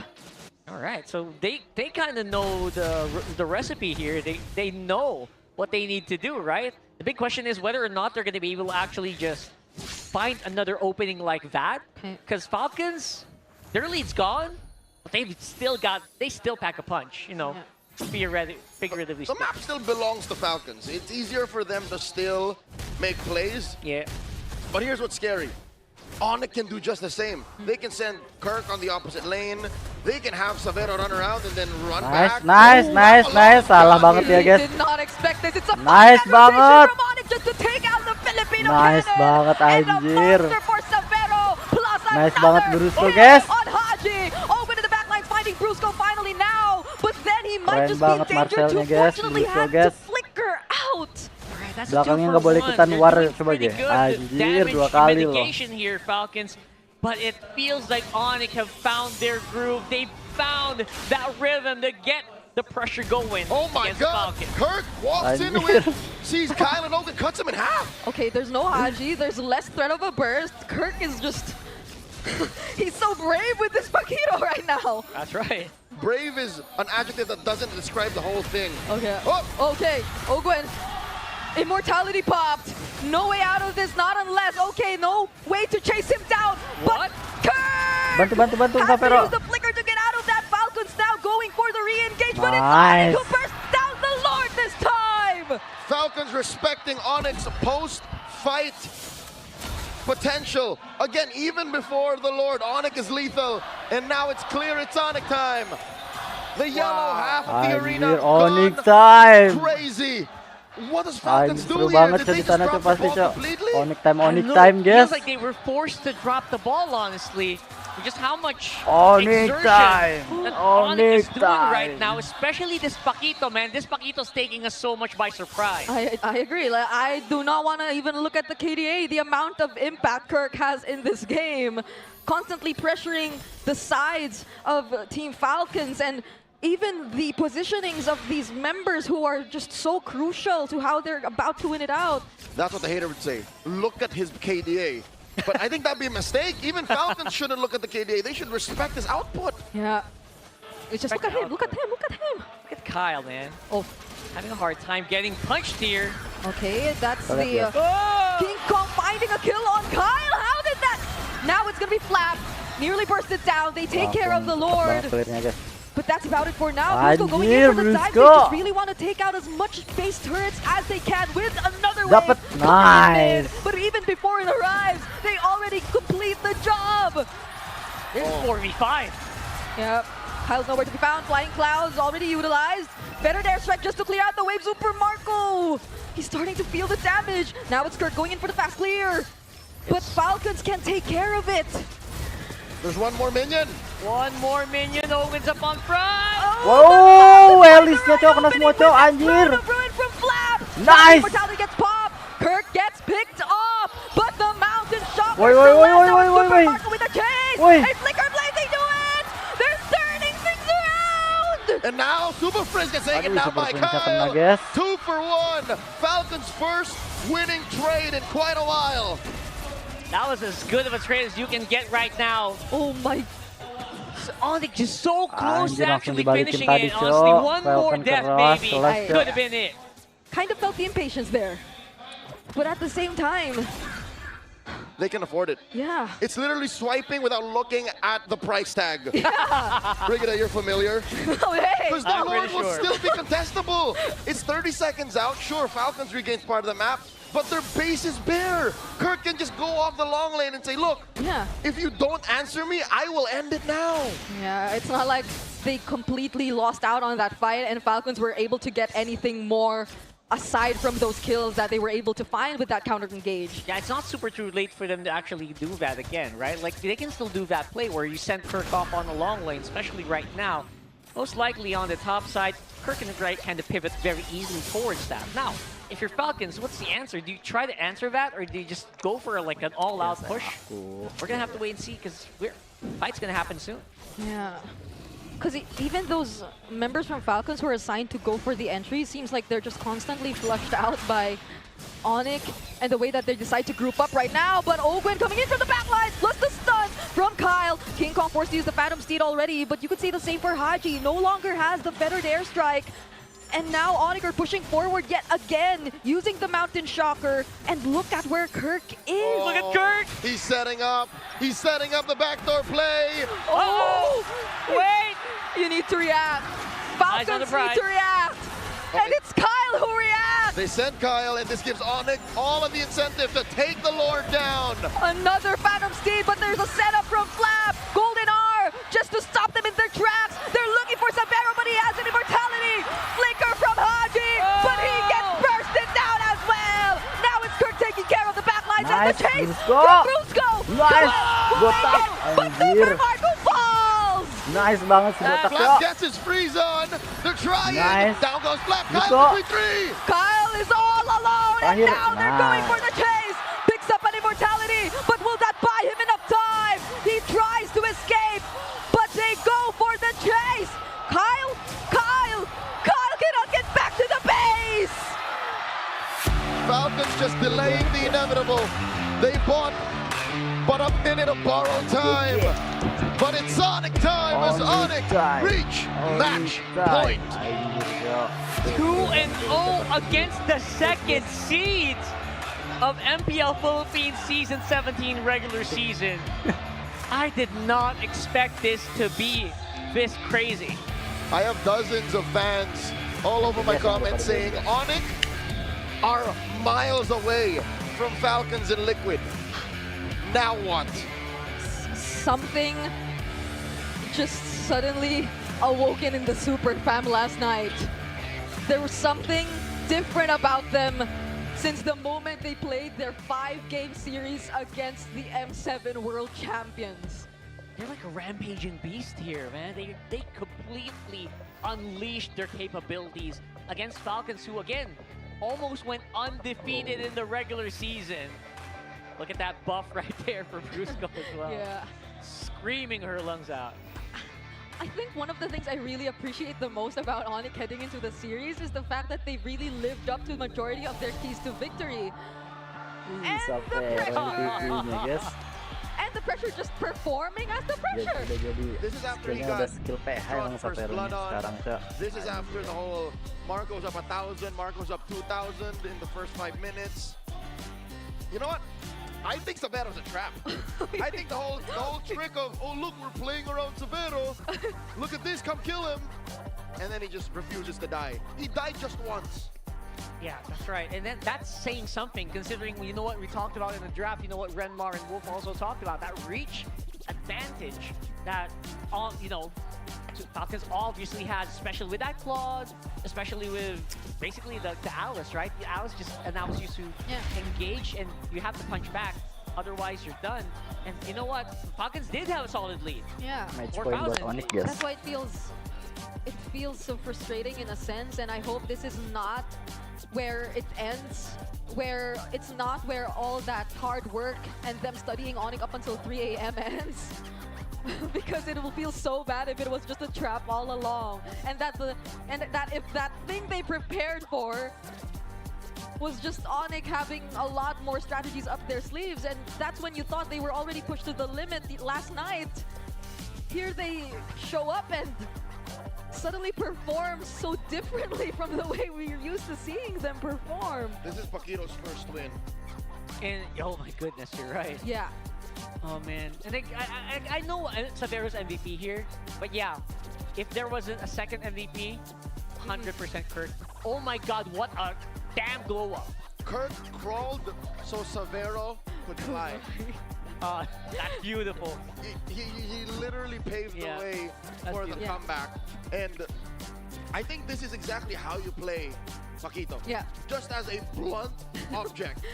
This is what we failed to see yesterday. Yeah. I mean, you know what? The Paquito is really played here in a very, you know, off team fight guy, right? Like, you can't expect the Paquito to be slowly nerfed because they reduced the move speed duration and everything. You expect him to be more team fight centric, but you kind of forget, this is MPL Philippines, man. We push heroes to the limit here. And our Paquitos can do anything they want. They can split push like the old days.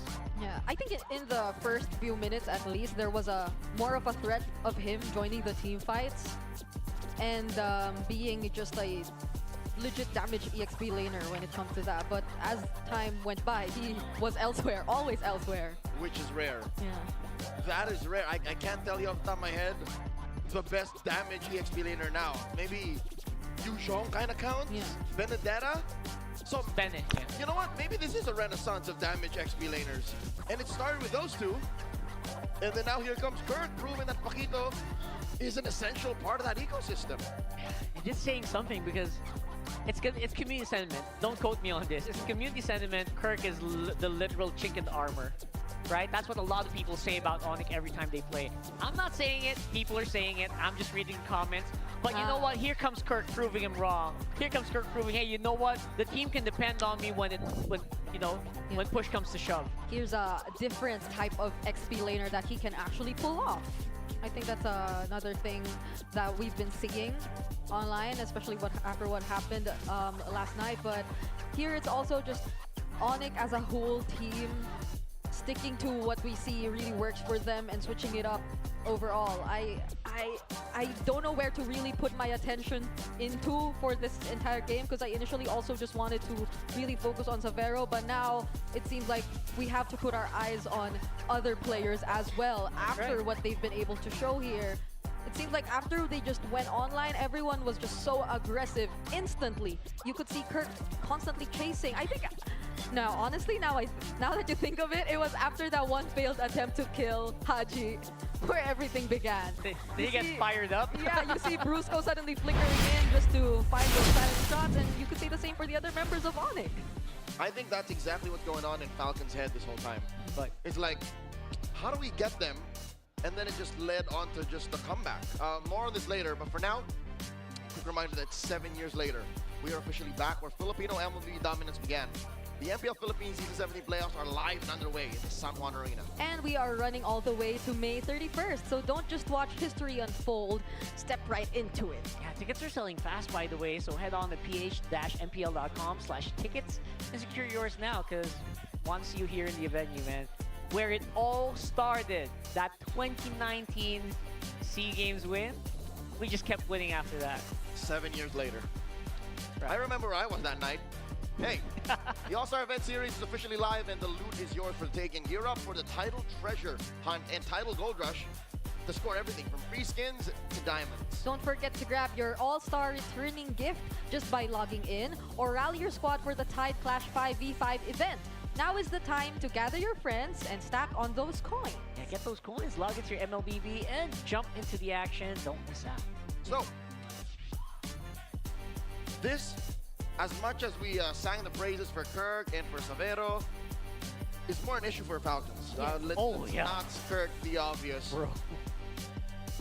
Falcons had this. This was their game. Falcons are exactly where Aurora was last night in Game 5. It's just not pivoting as much as it did yesterday, right? There was a really big back and forth. This is just Falcons just kind of just running out of steam maybe halfway through the game. And this is terakhir, just guys. as we kept building up on how this is probably Match Falcons' point buat best Onic, run ya. Kita ever tunggu aja, since guys. they've rebranded to Team Falcons.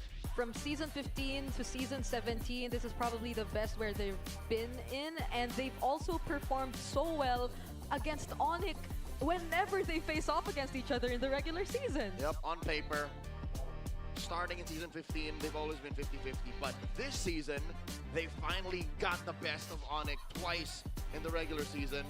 They went all the way given, but now, it's literally just one game away. Yeah, so there's really something that happened between the regular season playoffs, right? Really, really big shift. And there is something about these two teams that give them the propensity to go all the way.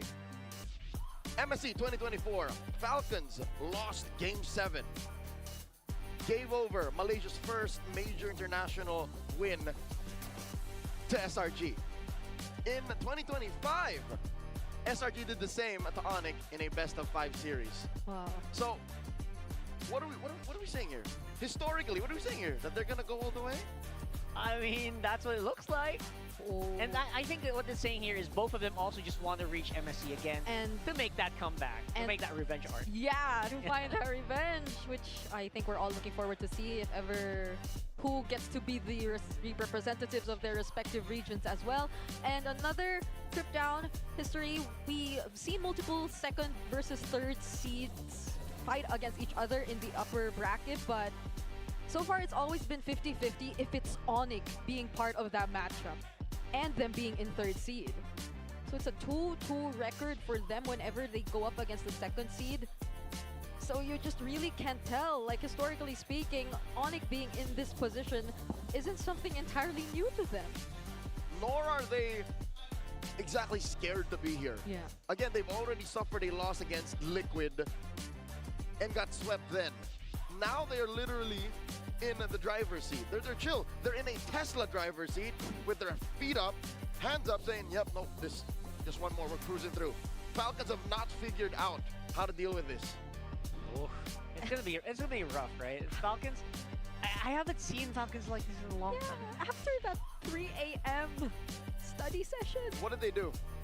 I'm curious. I know. Did Yisun Shin show up in the 3-hour session? Because it didn't show up yesterday, but today it's gone 7 for 7. Yeah, I can't help but think of that one interview wherein I think one of the players from Falcons said that to get past their team, you have to get past Coach Moody. And so I feel like it's such a crucial role for their drafting to really step up. Did they sneak the Yisun Shin past Coach Moody, past Coach Bren, past Coach Ducky? Or I don't know, like even the Roger pick, was it something that they planned to use against Onic all along, or like what was the entire idea? Because Falcons and their drafting here in the series at least feels a bit different. I think the Roger is an entirely different issue. Yeah. They cooked too much for that, man. They cooked too much. It got charred in the oven and everything. They put chocolate in their spaghetti. I mean, it sounds good, right? Like chocolate and spaghetti are two good things, but they're like, this seems like this should work. Oh, yeah. And then they find out one of them is lactose intolerant. Like Yeah. Super Marco on a marksman that not only has iframes, it also has a purifier. Like, how do you lock that down? And we saw in the game, I don't even remember a single good play of the Roger. I'm sorry, man. That's what it is. I really thought that was gonna help. Like the iframes plus the bulletproof, but That was just dogpiled on the fact that the rest of the team kind of played sloppy. Punished hard by Onic. But game 2, it's a whole different story again. They played too slow. They didn't finish fast enough. They allowed Macronics to come through. But for now, we're going to get some time off to try and talk to some super fans. We got our lovely hosts with them now. It's Team Falcons versus Onic Philippines. And here in the Champions Arena, walang basta-basta magpapatalo. Kaya naman nandito tayo sa Falcons Nest. Falcons Nest, ano ba ang palag nyo sa kanila? May flop easy kami! Woo! Ayan, nagpakita ng biceps. Kung may flop talaga tayo dito, pakita nyo naman kung gaano kalakas si flop. Paano ba yung cheer natin dito sa Falcons Nest? Let's go Falcons! Let's go Falcons! Let's go Falcons! Mainit pa rin dito sa Falcons Nest at sure ako na hindi lang basta susuko ang Team Falcons. Denise, may palag ba ang Sonics dyan? Well, Odin, I don't know about you, but we're sitting pretty comfortably here because Sonics, what time is it? And as you can see, the Sonics are up 2-0 at Sonics. Tatapusin na ba natin? And as we say, O-N-I-C.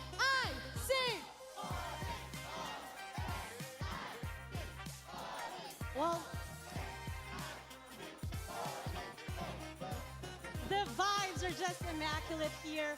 Let's see what happens. Balik muna namin sa inyo our on-ground panel. Hey Denise, how come you didn't start that off with maybe getting the crowd to chant for us? Oo nga eh. Parang deserve din naman natin ang chant eh. But you know, who deserves a lot of praise? I think yung mga members ng Onic Philippines, Red Marda, na gano'n tayo ng oras para tutulog pa the game, the 21-minute game. Actually went in favor of Onic Philippines because everybody stepped up. Of course, medyo may mga criticisms tayo dun sa mga unang mga ginagawa ng mga ibang players. But Brusco, Kirk eventually, etong si Super Prince, King Kong, and then, of course, our MVP Savero. They had their own contributions to the game. And parang napakaganda talagang panoorin nila ba din if you're an Onic fan.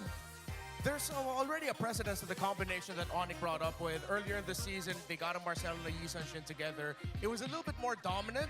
Of course, Falcons had a much better early game here, but then at some point, things turned around. And if there's one play I think that we can highlight, I think you actually have something prepared for us. Yes, there are so many plays na kailangan titignan, pero syempre hindi pwedeng hindi yung pinakahuling play na makikita natin. It all started with this Kirk split push na syempre nagpagulo ng box ng Falcons na kailangan nilang gawin. And now, the Lord Dance commences. Makikita natin dito, I want you to observe at what Haji eventually and Ogwen is doing kasi hahanapin nila itong si Isabero. At nung nakikita natin na unti-unti na, hahanapin nila yung access papunta doon sa ating Yi Sun-shin.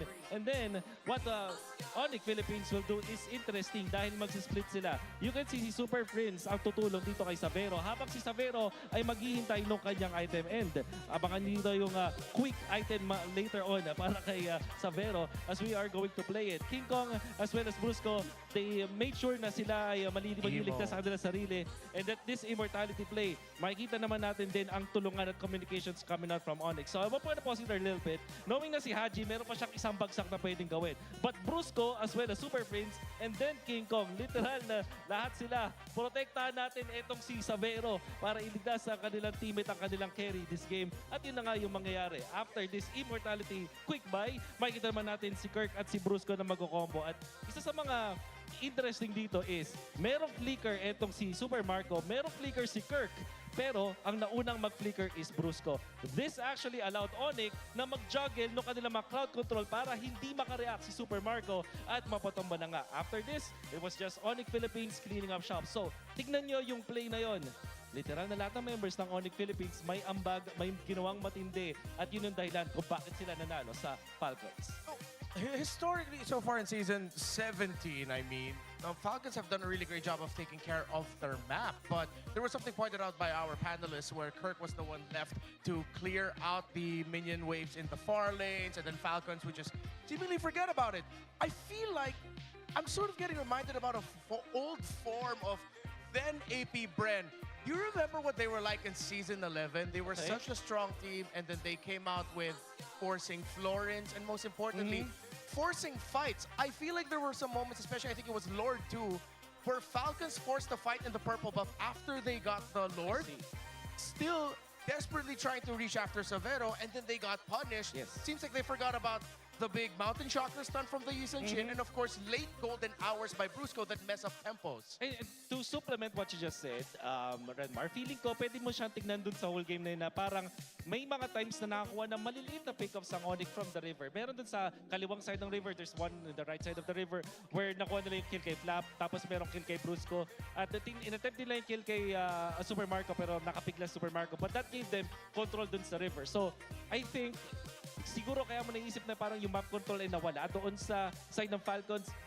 Maybe it started with just literally river control na meron dito ang Onic Philippines in that particular game. Yeah, which is what's awkward about the whole experience for Falcons, because at one point they were the ones actually holding the river really well, or at least if they're not the ones holding the river, they do a good job of pushing back Super Friends, pushing back Brusco, just so they have a little bit more space to work with. I think we need to see much more discipline here from Falcons, respecting the fact that all the members of Onic, it's match point, and they are locked in. No battle spell wasted. Sometimes skills are wasted, but it's unavoidable. It happens. But Onic are just so good. Forced. Forced, yeah. If you're gonna waste a spell, do it because you attempted something great. Tama. Not because it just got burned out. Yeah. Also, I believe it's first pick for Onic. Mukhang mas priority pa rin na teams ang makakuha ng isang ng first pick. Or, wait, home team dapat ang Team Falcons, right? So, game number 3. They picked this? They picked this, indeed. So, baka ganun na kanilang discard with the last pick ulit in the side. So, Onic will go for the Marcel again. Hindi, sila yung nag-ban mismo. Whoa, so that's a flex. Because usually if you see the opposing team pick going onto the same side now, Brett, that means they're thinking a very specific plan.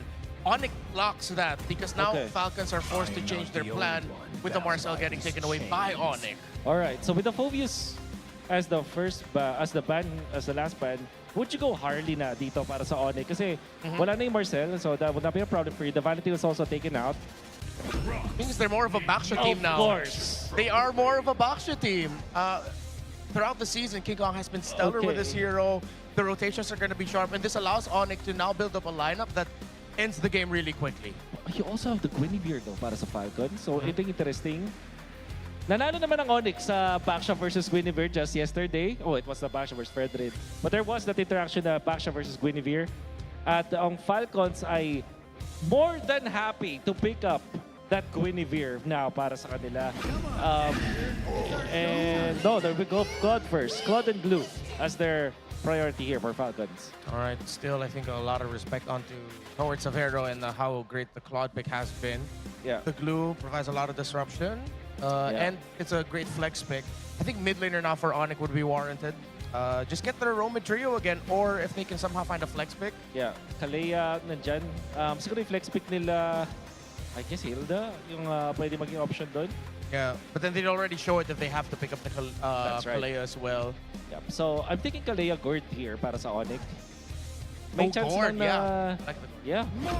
Okay, so it's Harith and wow! Whoa. Wow! Very honest with their pickups. Onic will go and take the Harith as well as the Paquito. Yep. Ang Falcons, alam mo, ito yung parang dinidare ng Onic, sige mag-Esmeralda kayo. But that will mean that the glue will be forced in the roam roll. Yeah. At for Falcons, they will also suffer from the anti-heal coming up from the Baksha. Honestly, I think they have to pick the Guinevere now para sa Falcons. First, the Purify, syempre, na maging choice dito. In many ways, Paquito does not like playing against the Guinevere. Whoa, Fred. Wow, Fredrin. Whoa. Wow. I'm actually surprised. Me too. The Guinevere feels like would have been a really great combo alongside the glue, but then I think Falcons might be building a strong front because they know that they have to build for Haji here. because Onic will definitely have Haji in mind. They're probably gonna consider heroes such as the Kimmy or strong burst like the Farsa if they want to just delete health away from Onic right away. But Kimmy would be a really great pickup. Onic are either gonna check that by banning it or picking it up for themselves if they're really feeling their Baksha pickup. Because this is why you pick up the Roman mid as your second picks.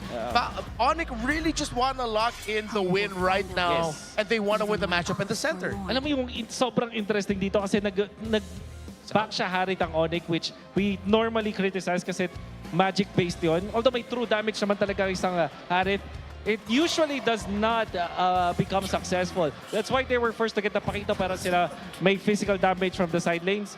You know what this tells me? Maybe Onic are flexing etong Baksha. Because I see a world where this can be roam Baksha. Yeah. It could go fast.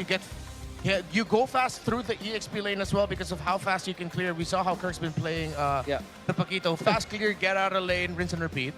It's something not to say that I'm criticizing, but it's something that we do in the ranked games. Yeah, it's for the glue. It's to make sure, you're just really making sure, hey, we gotta make sure our glue's fine. But then that shows it. That's most likely gonna go into the roam now. Yeah. So with the Thursday being banned, I think this is a really good ban promenade from Onic. It will be maybe that's Kalea. Di pa rin ibibigay sa Onic Philippines na na-mention din naman natin kanina as an option para sa Onic Philippines. Now, Onic, will they look for maybe an Arlot ban is decent here? Kahit anong mangyari, ang Fredrin Arlot ay sobrang reliable pa rin. They only have one Purify. The potentially na magaling sa Harit, they go ban that show. Whoa. For a second there, I thought that maybe Onic would want to consider it as a surprise pick later on. Yeah. Put the Baksha in the jungle, then you pick up the roam because roam Cho, you rotate faster. All right. I think yung Onic are also considering yung Lui again on their side. Especially kasi ang kanilang katapat is the Fredrin. Pero kadalasan pag sa mga ganitong moments when you're up against the Claude as well as the Fredrin, altogether yung box type strategy, you want some long range reach nukes. Farsa would be good if baka hindi masyado because of the presence of this Claude. So dun papasok yung realm na meron silang consideration dun sa isang Lui. So I believe that Onic Philippines might consider that hero as well. Oh, the Lui showing up again. I would be okay with that. I think Onic... Sword pa rin. Okay, they still go for the that's Falcons, sorry. So that is Falcons that will pick up the board. All right. Pretty standard pick, actually. Or Kozerat, they have the dive. I think the Roblox still can. You know what? What if, si Prince naman yung bigyan nila ng masayang hero dito? What if we get na Selena is for Onic Philippines? Well, would solve a lot of their rotations in the tempo. That would be annoying for the glue to deal with. Yeah. Thinking a little bit more maybe in the realms of the Valir and the Lilia. Max that range, but... Okay, so it's Kalido. Makikita natin dito, it's going to be Baksha para kay King Kong and Lilia. Alright. Against the glue. Perfect na sagot dyan. Oh, Flap, huwag ka na mahiya. Mag-Arlot ka na. Yeah, just... it covers a lot of ground. Yeah. And you need that extra bit of damage coming in from the Arlot just to mess up Onic. You're playing a lot of pressure on your Roman mid to really bridge for the Claude. Yeah, you need an EXP that deals damage. Kasi ano ka na dito nag-Fredrin ka na. So you cannot only depend on the Claude alone. Siguro kung gusto nilang mag-all-in doon kay Super Marco, if they want this glue to be in the EXP, isang room suggestion ko dito would be the Gord, the Gatot Kacha, para may konting defense dito up against Onic kung sakaling mag-full dive ang Onic. Otherwise, I think yung Arlot is such a solid pick here for Falcons. See if they're gonna lock in that Arlot. Is it gonna be damaged? The glue go roam or EXP? And of course, it's the Arlot. Close up the draft, and before we head in, are we gonna see a number 4 or is this gonna be Onic sweeping it? Yeah, Falcons are bringing us the throwback sa M5. So yes, mukhang gusto ko makita ang utility jungler role nito para sa kay Kyle. So I'm feeling though, as a Falcons guy, Onic might be closing the deal here, but let's ask the super fans. Super fam! It's Onic sweeping the series! Falcons Nest is Falcons forcing game number 4! Let's see what happens, casters! Let's go! Onic Philippines are hell-bent on making this Pakito work. That seems to be the story of this opener for day number 2 in the playoffs. Falcons are at the edge of dropping to the lower bracket. Yeah, and it's the first time we're seeing a utility jungle for King Kong in this series. So they've changed it up a bit, but it still feels very comfortable for Onic considering their performance so far. Yeah, I really thought we'd see another lane ward game, honestly, the way that they would have drafted. But you know what? King Kong says, I can do anything. And we've been so good on the Baksha anyway in the past. Why not just make it so that we can use it to secure? Ooh, big flicker used on Ogun. The first 30 seconds of the game, they force out a major resource out of Falcon's roamer. So we can say that because of Onyx just momentum throughout. Oh wow, King Kong, this is trademark Onyx here, the orange gambit. Yeah. So it's not an easy task for Falcons to just keep guarding their own side of the jungle, considering the pressure that Onyx been putting towards their side. And look at how they've been managing the other parts of the map even while they do this. Yeah, it's actually very well thought out of the way that they're handling the waves. A little bit of a freeze here as well by Super Friends, so you can get rid of these jungles and not get the full level 2 yet. It's immaculate. There's a Vengeance that'll keep him safe there, but nowhere feels safe if you're Falcons. You already got a flicker forced out of you. But now Flap might just go in for the response. King Kong will be first blood this time for Falcons. A really good pickoff for them, but the flicker from Brusco gets to trade out Flap, and now they're on to Ogwen, and without a flicker, he'll use the spread to get away. Okay, so a kill for a kill, but a little green stolen away by Falcons. Where does that put us? Yeah, slowly I think we are going to be a bit more equal in that last exchange, especially that Falcons seem to be more hell-bent on making sure that the trades are a little bit more even this time around and not giving away too much to the laners. Yeah, and that black shoes just now, you saw it from Super Friends, but it's still Onic positioning themselves first in this turtle. Flap has a final slash though. Kirk wants to get something done here on the side. Yeah, oh, they're actually gonna go for Flap first. Now they're gonna try to burst him down, and they have enough damage to do so! Flap goes down, and the turtle goes over to Onic as they find another kill on Kyle! Not the best start, or not the best way to turn things around after you've gotten such a great start. One of the most honest and brutal collisions I've seen in an early game team fight like that. It started with Kirk and King Kong just diving onto Flap. Flap didn't even get the final slash. Yeah, I mean, we saw it from a mile away as well. Brusco. Okay, that Raging Sandstorm didn't hit match range. He will get punished right there by Falcon, so at least that's a kill over to their side. Okay, could have sworn Gush would have stopped when he got out of range, but how'd you have to flicker in? Flicker in. Job. Yeah, which actually will take a lot of people by surprise. One of the combos a lot of Gourd users are doing right now. Just throw out that ball and just you're not expecting it. There's a Gourd right in front of you. Yeah, so far the way Onic have been able to utilize the Baksha and Paquito together have been pressuring Falcon so much. You already somewhat expect the mid duo to do the same, but the fact that both Kirk and King Kong too have their own way of putting together this combo of such fast rotating and burst type fighters, they're actually really finding so many ways to deal with what Falcons want to do. Okay, Marco and Severo just dueling. Falcons actually send Ogwin up to make sure that nothing goes wrong with Super Marco's early game ramp up. Looking at the items so far and the lead, again, this is palpable. 1,000 is real. Yeah, very palpable, and I think at this point, especially if you have a Harif and a Lilia, you're going to feel it a little bit more. Whoa, Severo actually taking on Super Marco and Ogwin all alone. Nearly got to take him out, but there was a follow-up from King Kong. He used the retribution right there, but it was all worth it. Drive-by takedown.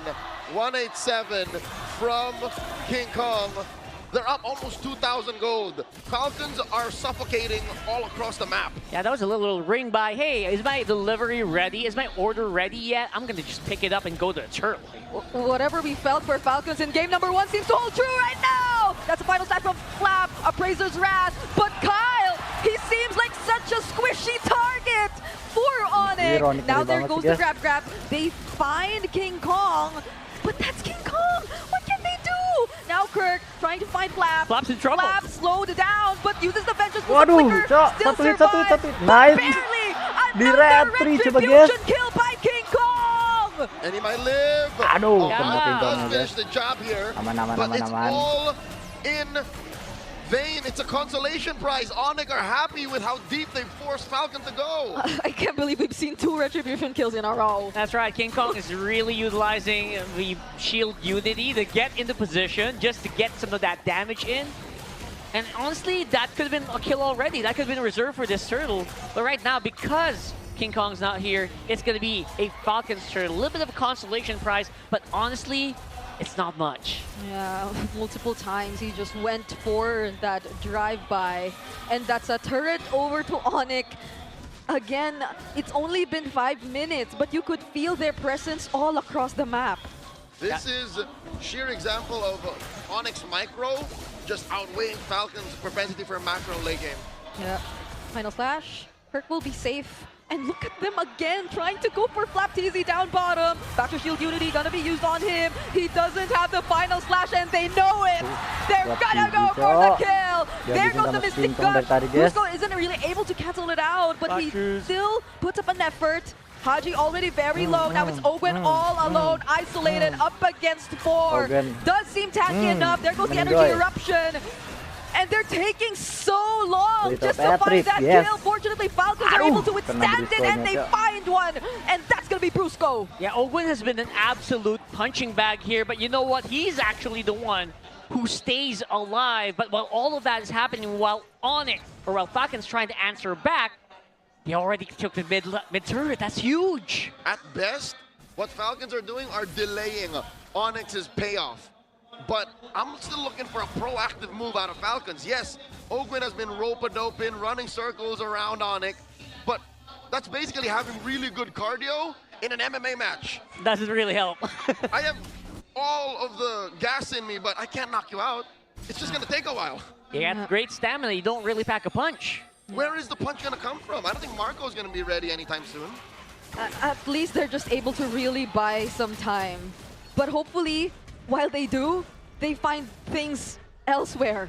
But we don't seem to see it just yet, because even in terms of turrets, everything's just standing tall for Onic.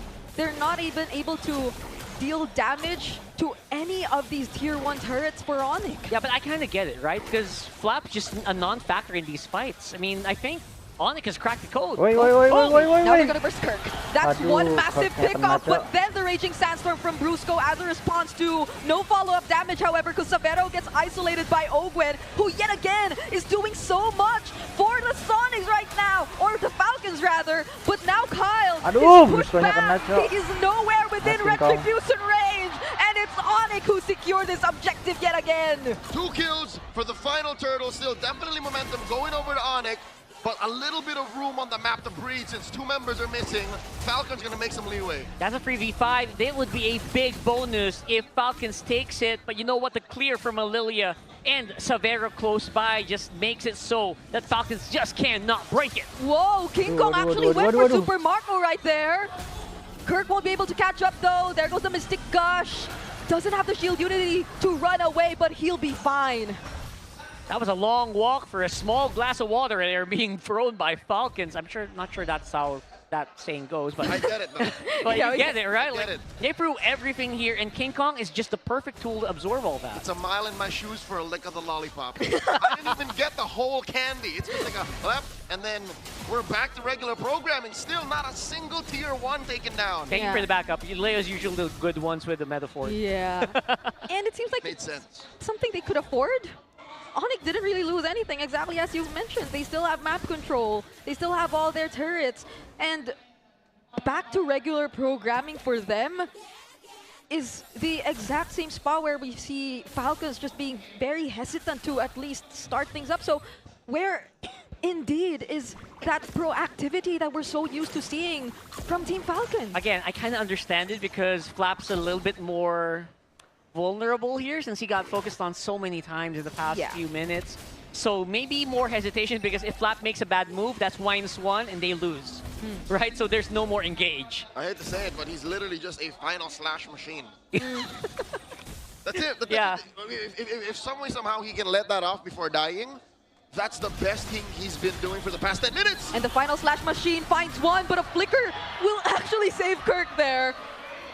At least they don't have his flicker available, but they also lost Flaps. I don't know if that's worth it, man. You're going to be needing that. And the Mystic Gush, by the way. Of course, for this turtle, this Lord, and they don't have the tools. It's gonna be Onic bursting this down. Kyle and Flap will attempt to at least come close. But look, it's King Kong actually going in for the zone. Ogwen too, looking for a target. It's gonna be Savero all over again. But now they're gonna focus on the hero. Abracer's Wrath laid down. Black Shoe still available. And Kyle will go down as Onic secure the Lord and a kill on Super Marco. 3 for 1, but they take the Lord anyways. And now it's just Flap and Haji. Haji's trying his best, but it's a shutdown from Super Friends. Final slash coming in from Flap. He will not get away. Savero kelas, on guys. the killing spree on this Langsung Harris. super frame back. Falcons flushed out of the map. Onic, have a Lord. Onic, take it all. Again, the lack of the initiation factor with Falcons. Ogwen completely disconnected from the team. Really bit them hard in that last one. Ogwen had a mission. It was to compromise Savero. I get that. But the math ain't mathing, fam.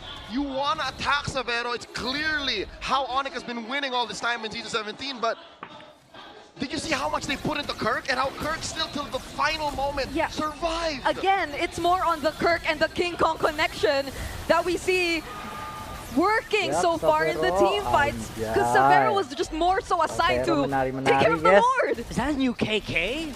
Wow, different breed here. Well, at least for the Paquito. Season 17, looking good. And now, of course, they're going to be able to repel this, but I think the damage has been done. I think more of the mental mind game. Yeah. Onic has won that. And I think it's a miracle that Falcons have kept all of their inhibitors and are keeping it close at 5,000 gold. Okay, Brusco already in! Finds the Raging Brusco, balik, Sandstorm. Brusco. Now he gets to Offset zone out banget. multiple members, but it's still not going to be enough to take that base turret. Onic will respect. Yeah, you know what, despite that depth, you see Onic, they're smiling. I saw the player cams. They're all fine with that. They kind of know that's going to be like a little bit of a Wah, tax. paus dulu guys,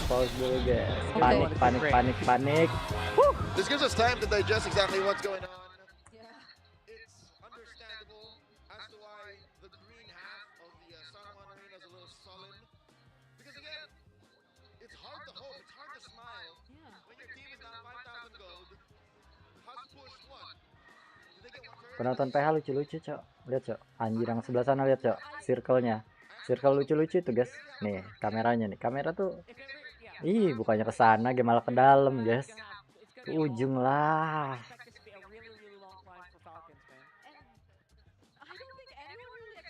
Ah, inilah yang lucu-lucu. Aduh, wih, itu ke ujung kok.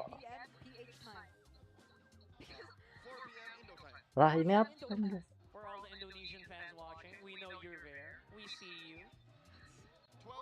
We see you. Wherever you are. Like this everything has happened too fast, way faster than we expected. We've already mentioned it in the six-man panel earlier too, that this was probably one of those series that could go all the way, but Falcons for some reason have been struggling against this momentum we're seeing from the super fan. Yeah, what's happening is Ayo, referee. Take it away. Kalau di Indo makanya. Take it away. Hmm? They have to make sure that all these waves crashing to top mid and bottom are cleared out. Not a single one. Oh my god, top lane doesn't even count. Yeah. That's close, but not really. And when you see the state of these turrets right now, you're already looking at Kirk. Right, you're already waiting for that split push moment. You know he's just warming up. He's about to go top side while the rest of the team goes on the Lord, and Falcons aren't really going to be able to do much about it. And I don't think anyone from Falcons can do what Kirk does. Like Super Marco? Super Marco. Nah. Brigida. So that means Falcons only has two options. Entertain the fact that Kirk will do it and try to punish him.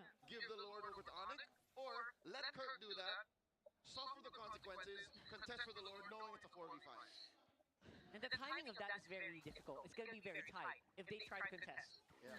I don't know. If you make the wrong decision at the wrong time, it's over.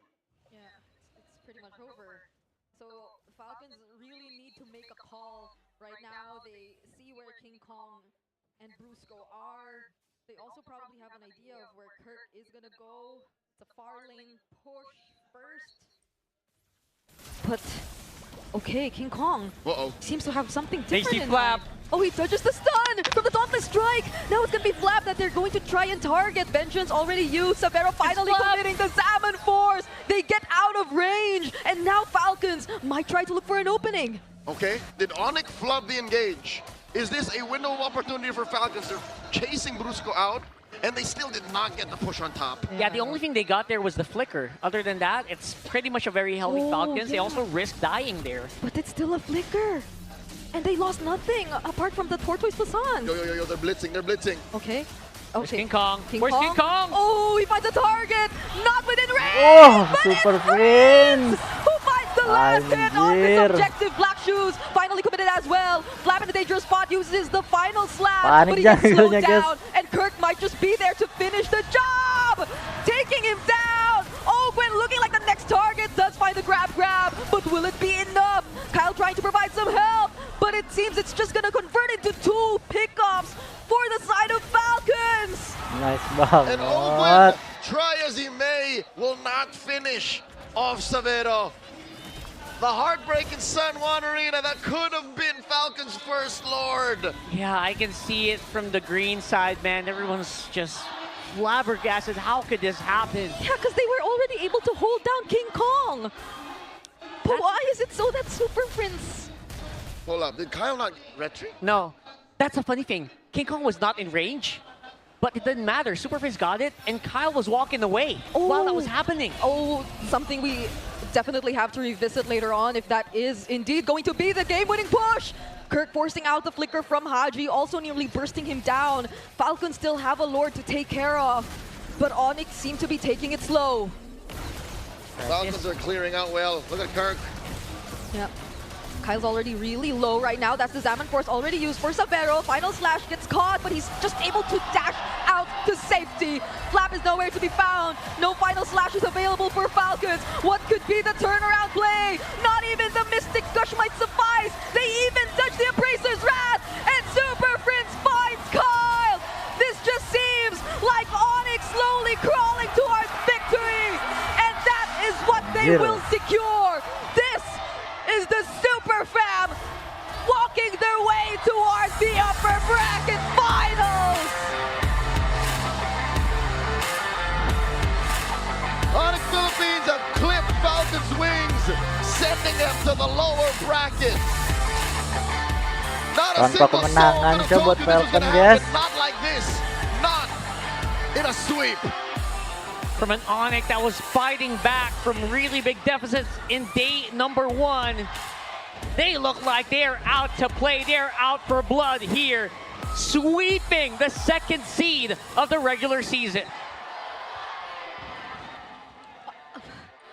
Half of the arena, or maybe even the entire arena, might just Respect be at a loss for Anja. words. Even the side of the Super Fam probably never expected this to be the final score. From VIP to legend, I don't think anyone bought tickets saying, oh yeah, this is definitely gonna be a fast one. It's way too early. I mean, Brigitte pointed out. Time check, way too early. Yeah, we're not even past 5 o'clock PH time. 5 o'clock Eastern Central in the morning. It's a 12-hour difference. Thank you. Thank you to the North Americans out there who are watching. I got you guys. We know it's late. This is a coping mechanism. I'm sorry, guys. I don't know where it went wrong. It's clear. I can tell you. I can pinpoint Anjir, where, but Mewing. for now, let's go on over to the stage. Let's see how Onic is feeling for the post-match interview. Sonics, what time is it? Anjay, lucu-lucu kali. No breaks and no rest for Onic. Playoffs give it a 3-0 win. They gave us a 3-0 win. Sonics, tapusin na ba natin? Well, Tapos nila agad. We did ask the Sonics earlier, should we end this? And they did end it quick. Kahapon. Ang haba nung naging laban yung kahapon. But You had a really long series yesterday, against Falcons 3-0. but now you ended it in a 3-0 sweep. Legacy battle. Ano yung naging preparation yun? We've discussed your recent legacy battle. What separates you from Team Falcons? Una, nagpahinga po muna kami after ng laban din. I guess it's because we had a bit Hindi na po rest. kami nag-prepare sa kanila. Pinanood namin yung mga regular. Wait, Sora caster niya. Nabrak sama Sora host, guys. We watched our regular season matches again. Sora begida niya masuk, Cok. Everything happens so fast. Preparations, yes. You King Kong. Yes, a lot of preparations. Now you King Kong. Going back to the regular season. Going back to the regular season. Or na-2-0 kayo ng Falcons, if you remember correctly. But Yeah, they had a 2-0 record against you in terms of series. playoffs, at least in this match. And now, at least in this match, what was the biggest factor so you could get this win against them? Analyst po namin. Let's have our analyst to answer that. Para sa akin, For me, it's... yung unang nangyari, minanifest ko na bubugbugin. First, I manifested that I will beat them up. Second, Siguro, I guess... yung mga need namin aralin. Oh, What emang we jadi need to transit, study. yes. Sapat siguro. About Falcons more in terms of the patch.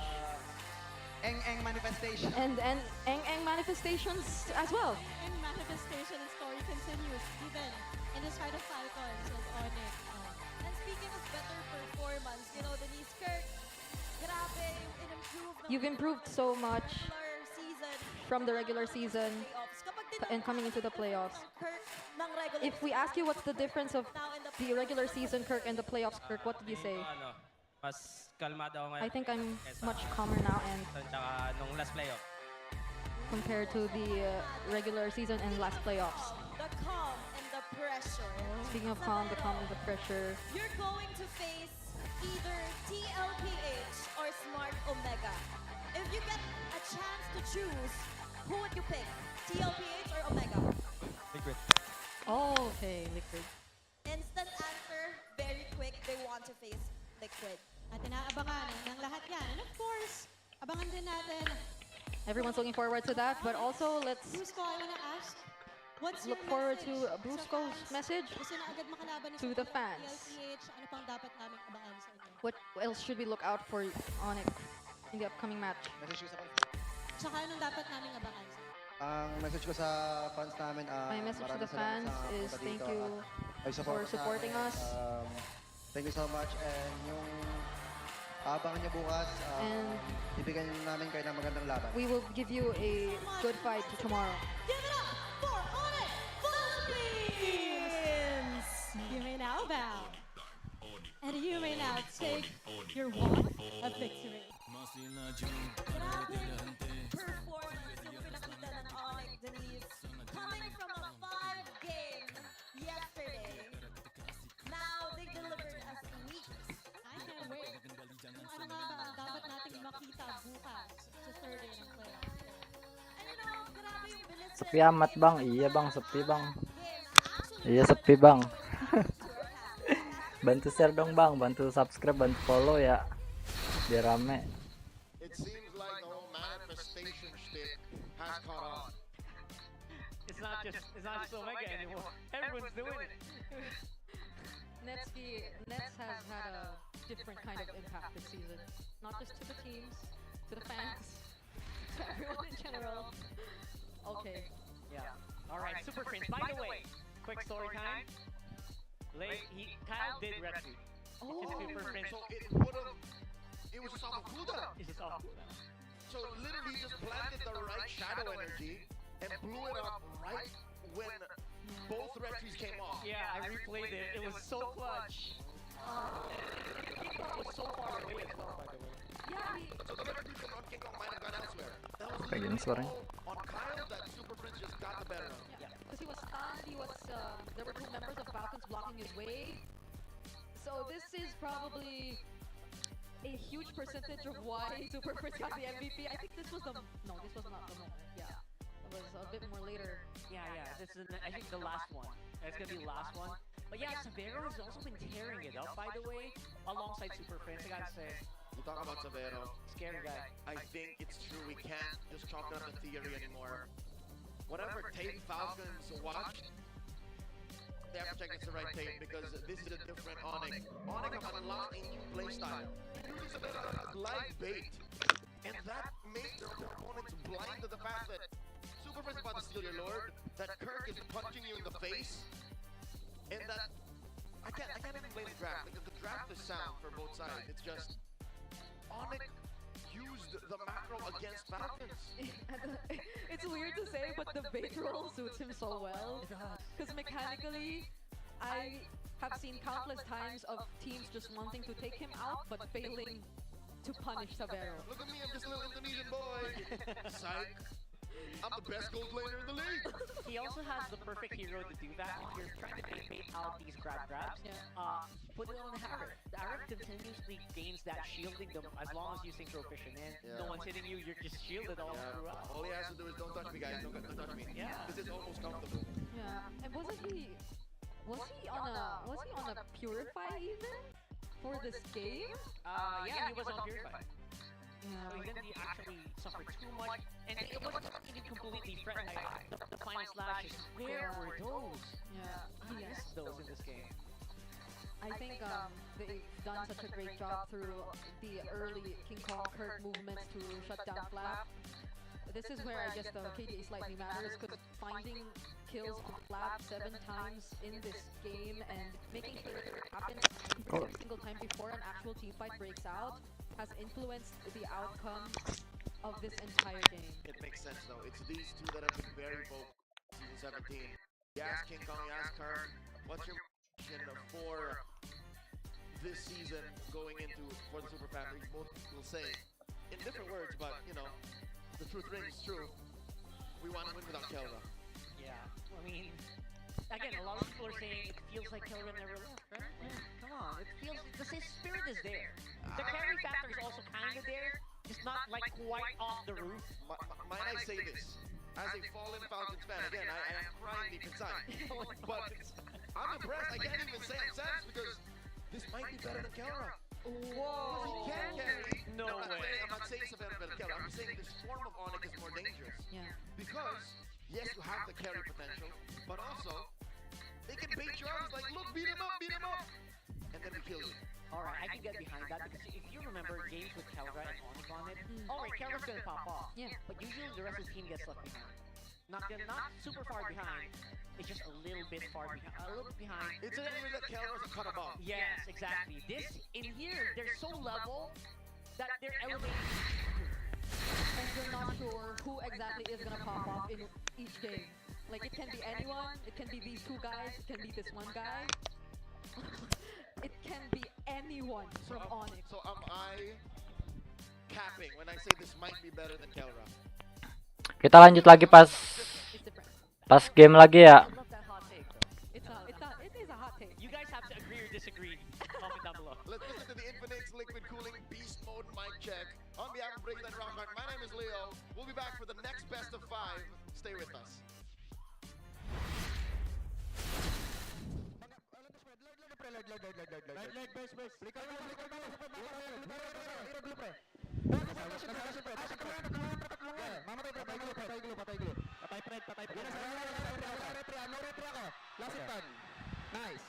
Nice, anjay. King Kong tuh asik bener, guys.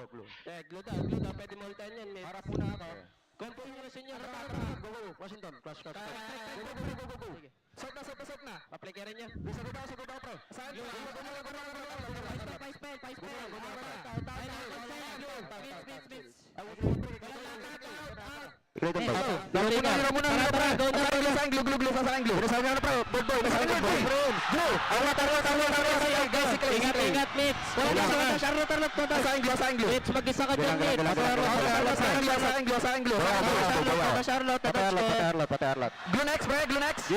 Glue next. Anjir, asik banget loh, guys, mereka tuh, guys. Severo udah jadi, skillnya udah jadi PH, guys. Load.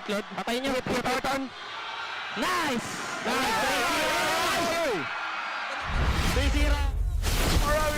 watching the play there on our mic check on the big screen. It's Redmar and of course, obviously Kirk, King Kong, and Wolf. And we're gonna go straight to a play breakdown that Wolf wants to ask King Kong and Kirk exactly what happened here. Na-breakdown natin ito ng konti kanina, pero mas maganda kasi makakuha natin from the source. Kirk and King Kong, explain nyo naman yung split push play tapos nag-lead sa Lord Dance ninyo. Explain nyo. Sabi ni King Kong split push ko daw eh. Tapos ayun, naniwala lang ako. Tapos nag-dash na sila. Sabi ni Bruce ko, wala daw win. Wala daw win of danger si Cloud, kaya plinigiran ko na eh. How about this one? Nung time na ginugo na si Isabero, paano nyo as a team? Sabi ni Isabero, may imo daw siya, hindi siya mamamatay. Tiwala lang. Sabi niya talaga yan. Sabi niya yun, straight Tagalog. Hindi sa Indo, Tagalog mismo. Tagalog. Okay. And how about this one naman yung eventually si Brusco tsaka ikaw may flicker. Paano nyo nagawang hindi papaligirin si Super Marco? Sabi ni Brusco, bully lang namin. Wala daw kasi Oh. feature, sabi ni King Kong. Ano masabi mo doon, Tigger? Ayan, tingnan ko. Plinigiran ko na. Anjir, lihat ya coba Brusco, guys. And then, nagsisisigaw na si King Kong dyan.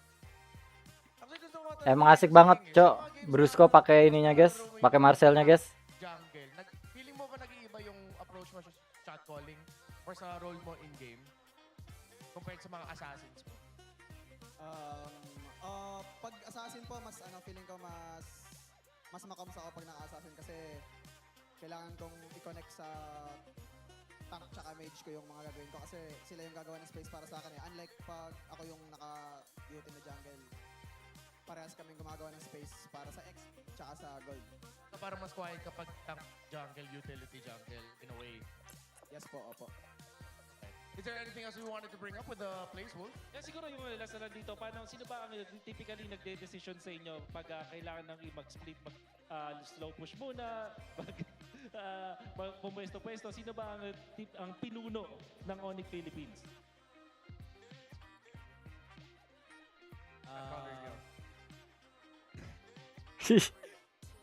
Nahihiya sila, guys. Ako, tas si Prince po. Kasi King Kong yung pinakamalupit talaga eh. Sabi ko kay Kirk kanina, mag-split push ka pag di ka nakinig sa akin, yari ka pag uwi. Anjay. It worked out. They ended up sweeping the Falcons, and of course, congratulations to Kirk and King Kong. You're going to see Onic move on forward in the brackets. My name is Redmar. That has been Wolf. We will be back after quite of a lengthy break. Don't go anywhere. The FPL Philippines playoffs season 17 is still underway. Next match, Mat Omega versus Liquid PH aja.